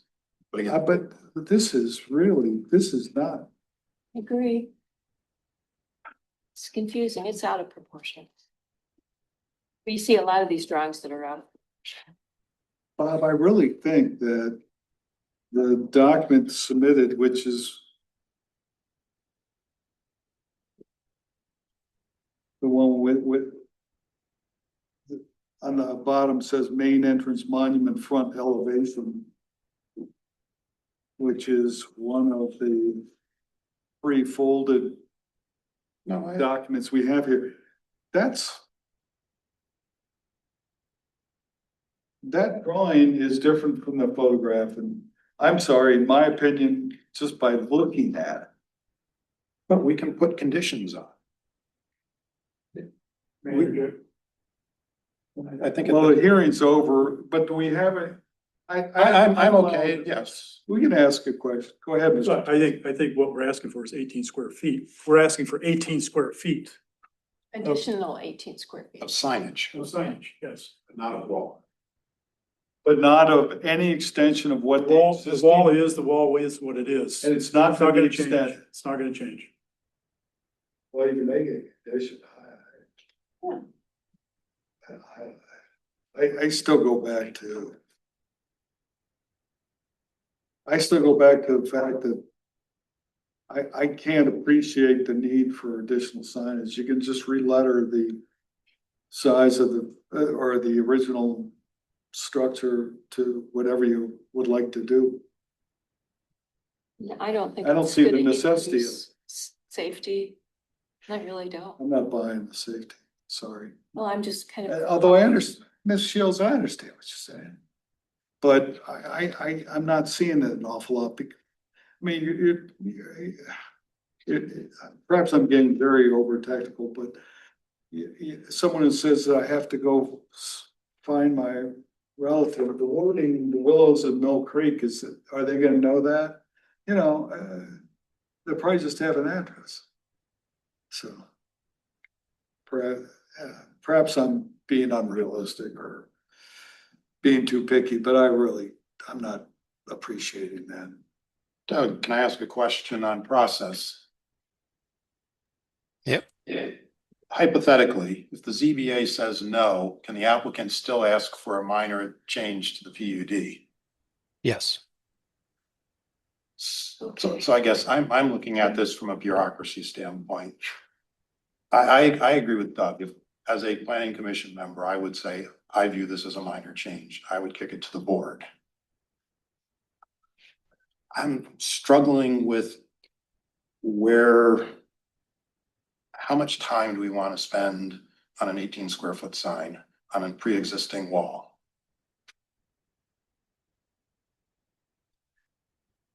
Then my Given question, the my question then becomes, in the future, should we just always apply a de minimis rule of some sort? No, because this is unique. So you tell me. This is unique to the PUD. It's a PUD. We have the option that we can go do a minor adjustment to the PUD. Okay. Which is then essentially, we're not making the decision. Assuming the planning commission says it's a minor, it goes to the board and the board makes the decision. Okay. We have the ability to go, say it's a variance and make the decision, should we choose to? Yes.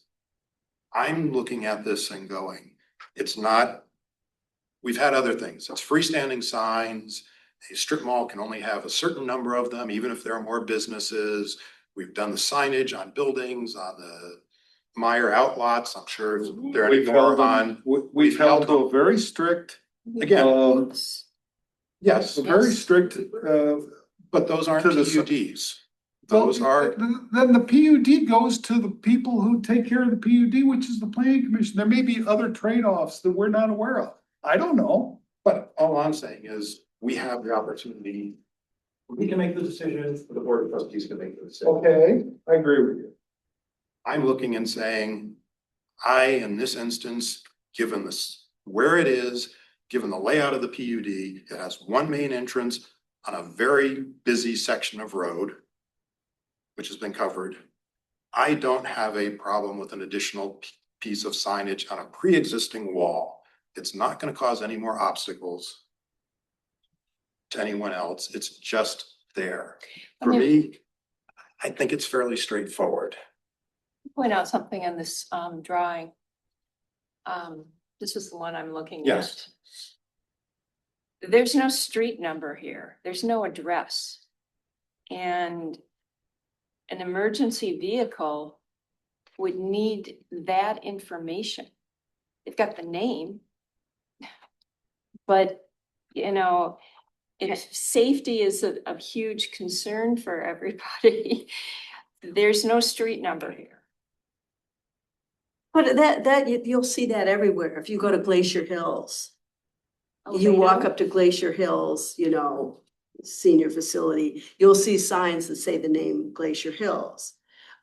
Probably somewhere, if you searched around, you might find a street number, but that's not how people recognize it as you drive in. That's true of All Seasons of Ann Arbor. I spend a lot of time visiting aged relatives. I mean, seriously, and, I think a lot of times with these kinds of stuff, the street address is not that helpful, especially given that there's all of these. That I don't know if they're condos or duplexes or whatever they are, but I'm assuming each one of those is going to have its own street address. I hope so. Yeah. So. And possibly another sign. Yeah. Well, there are going to be signs once you get further in. Well, I would be inclined to grant it just to not have to force the additional administrative steps and waste everybody's time when I think we're all sort of headed for the same outcome, just by different routes. We're not all headed in the same direction, I don't think. Okay, I'm not really on board on this. yeah. I'm not either. No, I guess I get that you're not on board for this. I Right, think the answer is it then comes back the other route. that's all I'm saying. And you Well, that- both sort of that- said, yes, you're okay with that. Yeah, but for all I know, they have other reasons why they would allow, for example, I mean, just off the top of my head, this one, according to the ordinance, you're only supposed to go up 4 feet in height, and this one's more than 4 feet. Maybe that was a trade-off for something else. I don't know. I have no idea. But it goes back to what the PUD discussions were had, that's They all. were lengthy discussions. I can tell you, the board meeting. This was very controversial. It was a 4-3 vote. The signs, the project. The PUD. PUD, this that. I mean, there are a lot of intertwined issues here and, That's a fair point. Yes, I agree. Yeah, okay.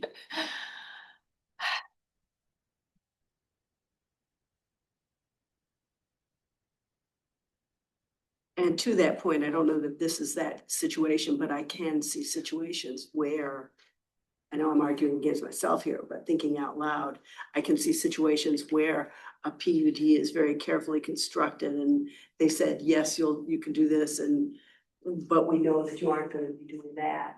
And then once all of that's in the bag of PUD, if someone comes to us to do an end run around those sorts of things, that it does leave open that possibility if we do it piecemeal. That part is true. What if we send this back to the planning commission? Well, Get other people's input on this. is Doug saying that that's an option for us? I thought he said that, but Doug, let's clarify. That is an option. I don't know that you guys have to send it back. I mean, if you deny it, then that's the applicant's only So that- option. Yeah, Okay. yeah, because I don't know if we could say, we make a motion to send it back to, yeah, it's not that, it's whether to grant or Deny it or not. table it. And then, the Yes, options are there. Yeah, I would agree with that. Yes. This is unique from the one we had last month because they withdrew because if we had said no, because it wasn't a PUD, they had to wait 365 days. This, because the PUD, they can come back through a different avenue without a delay. Yes. They're coming back to us. And they are coming back? They are coming back. Why? Well, I don't want to, Okay, there are reasons why it would. I believe so. I haven't had any discussions with them, but I believe so. We'll talk privately. Well, if we're gonna use it as a basis I'm for, not using that as a okay, basis. then let's not. Just mentioning it, it was a side comment. That's all I meant to do. Okay, well, I'll entertain a motion one way or the other, see where the chips fall. You're the most adamant. What are you Kathy. thinking? I don't have anything written out I mean. Well, very rarely do things get written out for these motions, Oh, I don't know about that. except for Mr. Shields. He Yes, does. he always does a bit no. I know he does. But I also know that Ms. Ramey is quite capable of, off the top of her head, coming up with a very well thought out motion. Well, I have a well thought out motion to approve, but I'm on the fence now because I really do see your point here.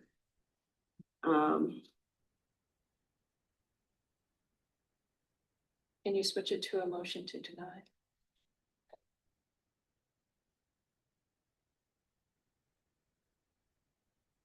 Or we should let Mr. Shields do it? But he, Have you written out anything? No, I haven't. Oh, well. It doesn't disqualify you. I think it's Ms. Knoll's turn. I'm overdue, but I don't want to do it on this one. I'm overdue to do a motion. You're the strongest advocate. The strongest advocate doesn't always do the motion.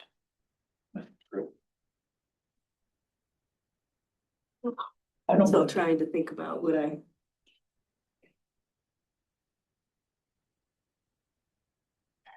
how I would vote on this.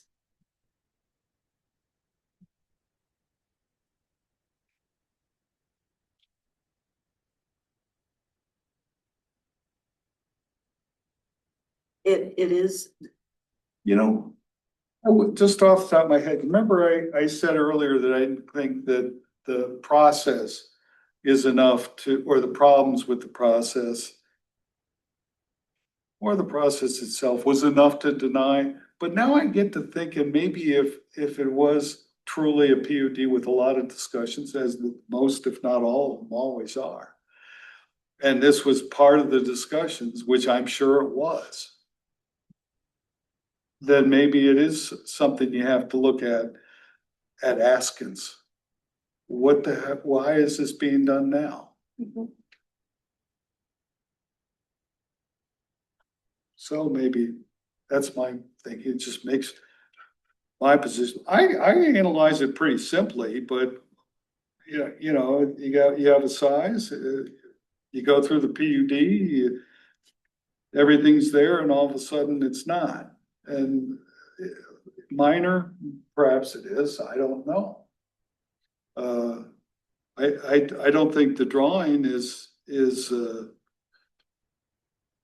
in proportion to what the existing structure is at the moment. So I'm sitting there going, what is really trying to be done here?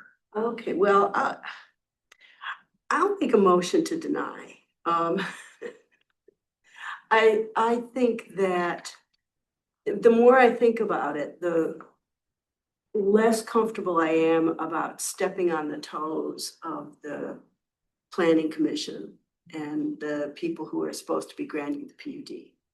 And if indeed this is just a minor oversight and it is as minimal a change as my impression, then it will go through fine and it'll be all part of the PUD package and all the rules for the facility will be in one place, not, you won't have to look in different records to see what they've been permitted to do.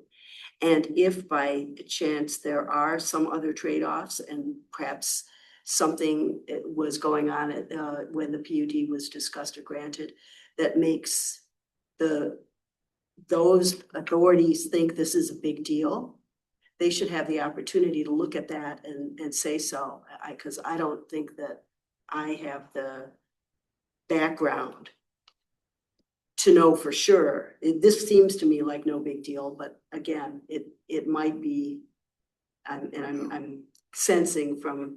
Just for reference. Yeah. Doug, I don't have the computer, so I can't pull up. And Mr. Johnson, I believe you were there. We were just at the planning commission to discuss major or minor on the addition of a essentially sound barrier wall along parts of the property. There were no other discussions about other conditions in the PUD or anything else. Adding, how high was the wall? 8 feet. 8 feet. We're adding a significant length of 8-foot high wall as a sound barrier to protect the residents.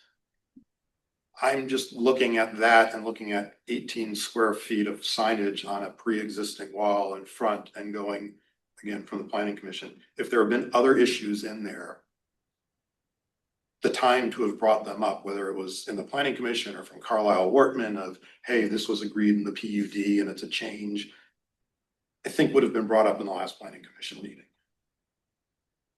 To understand that there's a signage issue on the front decorative wall that's unique from adding a sound barrier wall. And again, process-wise, we can kick it back. I'm totally okay with that. I just don't, I'm back in the bureaucratic process of if there had been an issue on the PUD, I would have thought something would have come up in the planning commission regarding the property on the wall that they're putting up. Well, they could have raised that issue when they brought it, was the developer, the applicant for this? Who's the moving When is party this? with this? We could go Monday.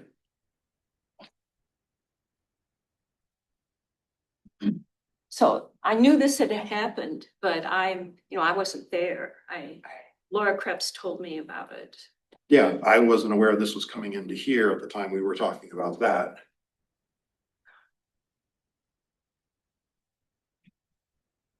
No? And now I'll throw something else. Did we, from a township basis, not do the applicant the right thing by trying to bundle these? I don't Or know. is it the applicant's responsibility to bring them all together? I don't know. I'm just, Well, I'm still back to a very simple analysis of this thing, which I understand everything you folks are saying. But, I'm looking at it as you have a sign, you have an allowed sign, you have a size sign, and now you want to double it. And I'm sitting there, or not quite double it, but I'm sitting there saying, if this was anywhere else in the township, any other business who is trying to do this and build a building, put up whatever, our analysis has always been the same. I mean, what's the reason for it? And I can't even remember the last time where there was a sufficient reason to allow it. And there may be. the only There may difference, be. the only difference comes back to this is a PUD and there's another avenue. We potentially don't have the final say. For the other businesses, we are the final say. Well, I'm looking at it as, it is our final say. It could go, yeah. But the others don't I have that understand. option. I understand, but so That's the difference. maybe I'm being a little thick. What point are you trying to make here? The point I'm trying to make is, and each of these, as we've talked about, every decision we made is unique. The variances are all standalone items. They don't set precedent, though we as a group have said, we like to be consistent.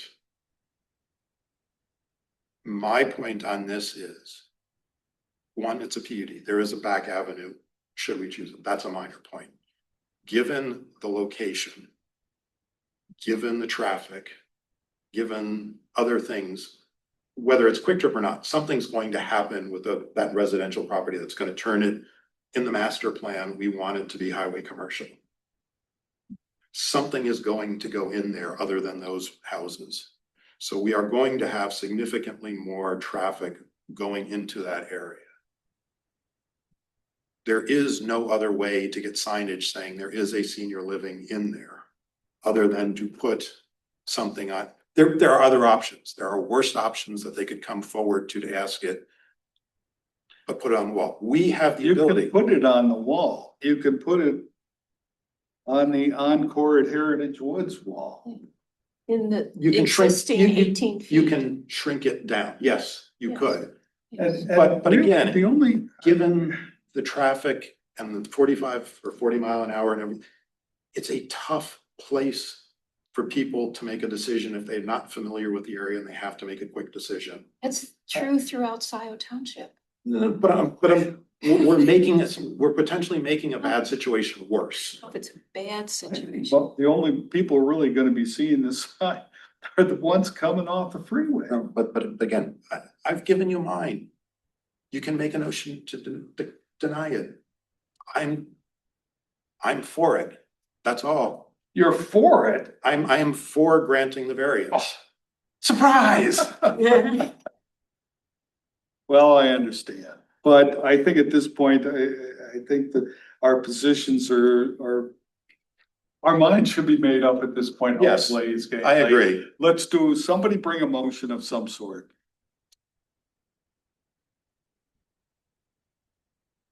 I think I'm in the minority. Yeah, I think the sign should be there. But I think that I don't have the background that you do of the familiarity with the PUD process and what was considered and what wasn't. And given that I want to stay in the ZBA lane and not usurp the PUD the lane, purview of the PUD lane. lane, I think I would vote to deny this. And not because I don't want to see the outcome that's being requested. I just think that it should be pursued through another channel so that all of the requirements of the PUD are all in one place, coming from one body.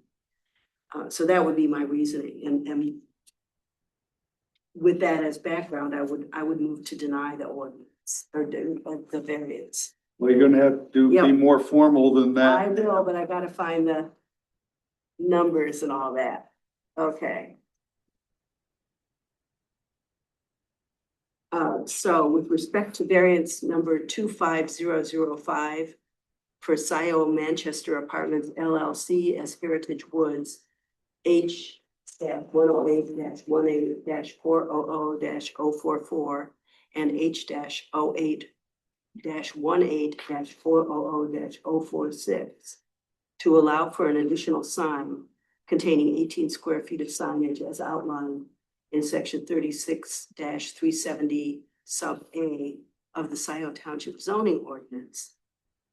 I would move to deny that variance based on the following facts. I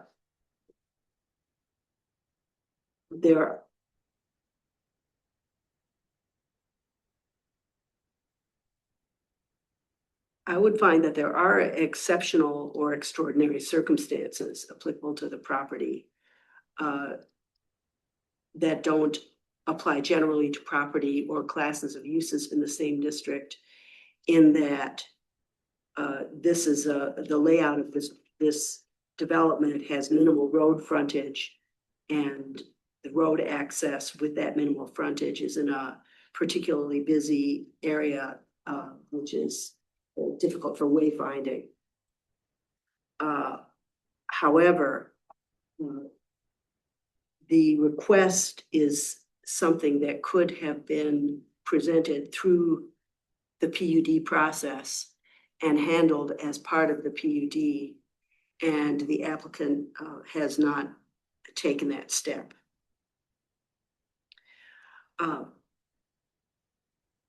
The variance is not necessary for the preservation or enjoyment of a substantial property right possessed by other property in the same zone or vicinity, because there is an existing sign or an existing structure on which a sign could be placed, and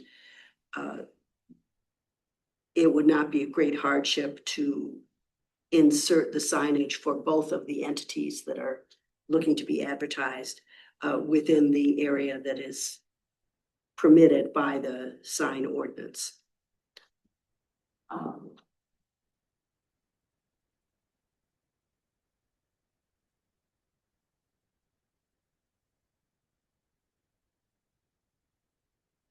The granting of the variance,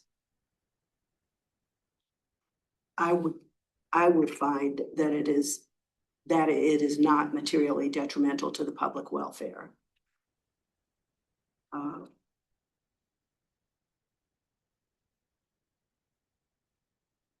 And I would also find that granting the variance will not adversely affect the purpose or objectives of the master plan of the township, in particular because the township master plan calls for mixed-use highway commercial. And had this property been zoned in accordance with that master plan, a larger sign would be permitted. However, the last requirement is absent exceptional circumstances which would otherwise result in substantial injustice.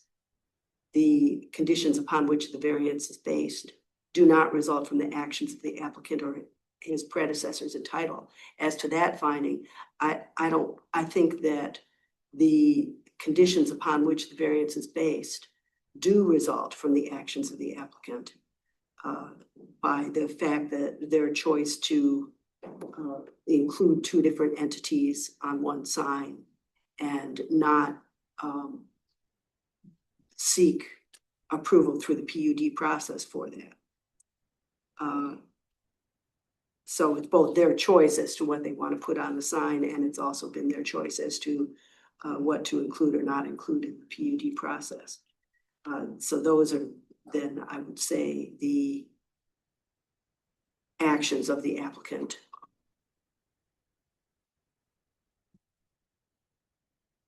Period. So based on that, I to deny variance. All right, motion by Ms. Ramey, supported by Ms. Knoll to deny the request for those reasons. Haven't been made. Is there any further discussion on this? I think that was well put. I don't agree 100% with everything, with your reasoning on everything, but I agree with the essentials of it. And I intend to vote to deny as well. I just wanted to say that for the record. I think I just want to be clear that this is not really being denied on my vote will not be based on the merits of the actual underlying request, but rather who should be making that ruling. Understood. Any further discussion? All right, Mr. Shields, call the roll. Ramey, Yes to deny. Walsh, No, Shields, no. Off, Yes. no. Yes.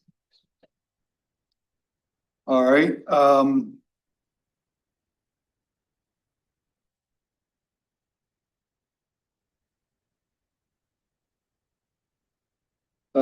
the ZBA has voted to deny it. I'll hand this to Mr. Shields. The decision of the ZBA, and why don't you hand that to Mr. Johnson, so he has that. I've signed it on behalf of the ZBA today.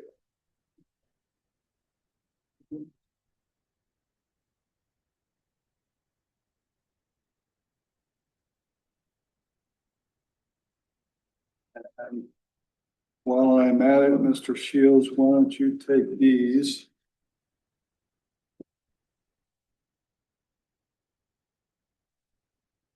For 49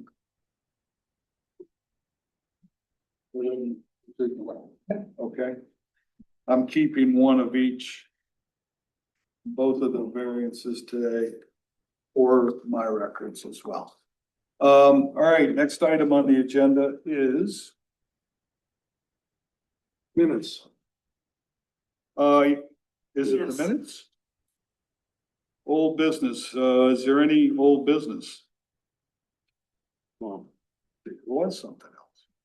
Next item on the agenda is approval of minutes, and we have the minutes of October 16th, 2025.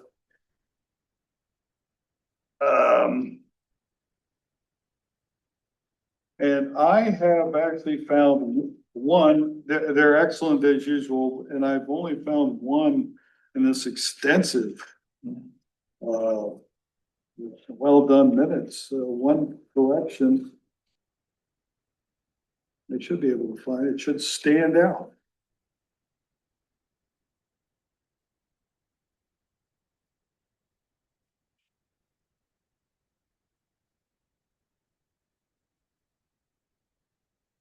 It's on page 7. The first line under the section entitled Board Questions and Discussion. The minutes say chair off described, observed that the terrain, and doesn't quite make sense. And I believe, I think it would be appropriately corrected to simply taking out the word described. That would correct it, make it appropriate based upon my 5th grade teacher. That was the one I caught. Did you have one too? That was the same one. Oh, real? It was the same one? Yeah. You're right, I said it was. Good job, Mr. Shields. Sorry, well, anybody else have No, then I'll ask for a motion. move to approve the minutes as amended. Support. Motion made by Mr. Walsh, supported by Ms. Noel. Yes. To approve the minutes, with that correction, let's call the roll. Odd, Yes. Ramey, Yes. Walsh, Yes. Shields, yes, Noel. Yes. So those minutes are approved with that correction. Next item on the agenda is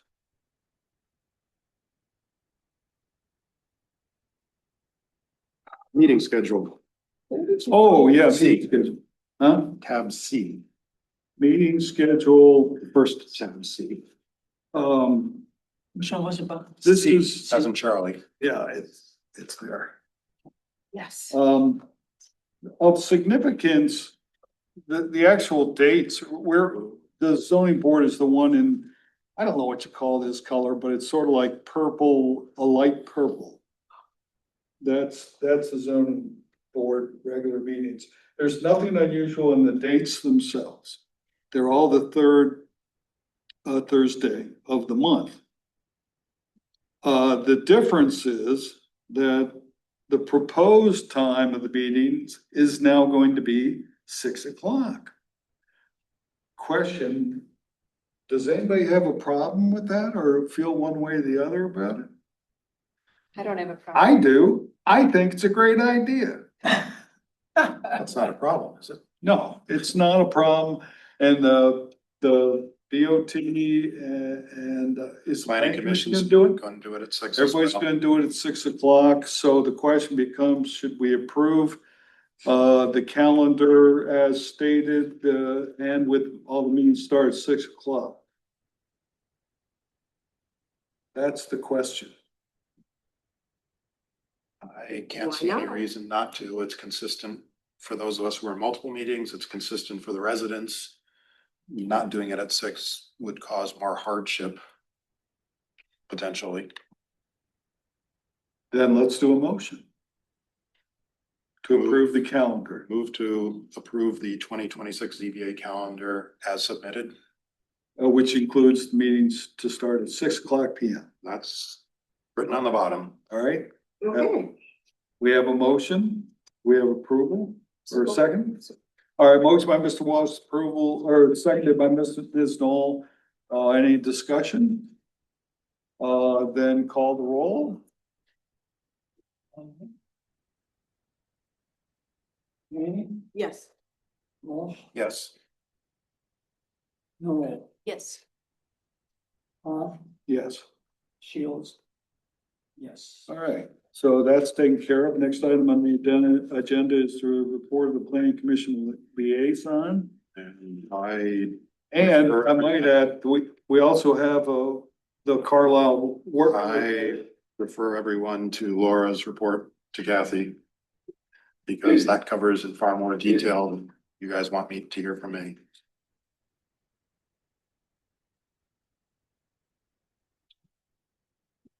We should make it in more meetings that if you have something, you write it down and submit it ahead of time. Yeah, it's wonderful. And it saves time. Yeah. We have documentation of Yes. this. And There's a lot going on. there's- Yes, there it is. There is. Sometimes Hmm. And there's more coming. I know. Yeah. You have big things coming. What's the deal? Well, that's. Okay. Should we? Okay, so that's what I got on the agenda. At this stage, the next item on the agenda is public comment.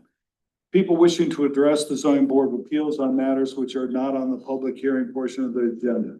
Each speaker shall identify him or herself by name, and such oral presentation shall be limited to 3 minutes, except a representative or spokesperson of an organization shall have 5 minutes to address the board, provided that if more than 5 citizens express a desire to speak, the chairperson in his or her discretion may limit the time of comment. There's nobody here. Is there anybody with on Zoom who would like to speak? No. Nothing there, nothing here. At this time, then the next item is adjournment, and I would solicit a motion. Move to adjourn. Second.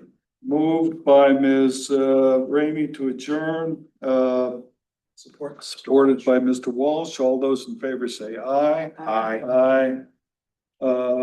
We're adjourned at, what is it? 9:20. 9:20.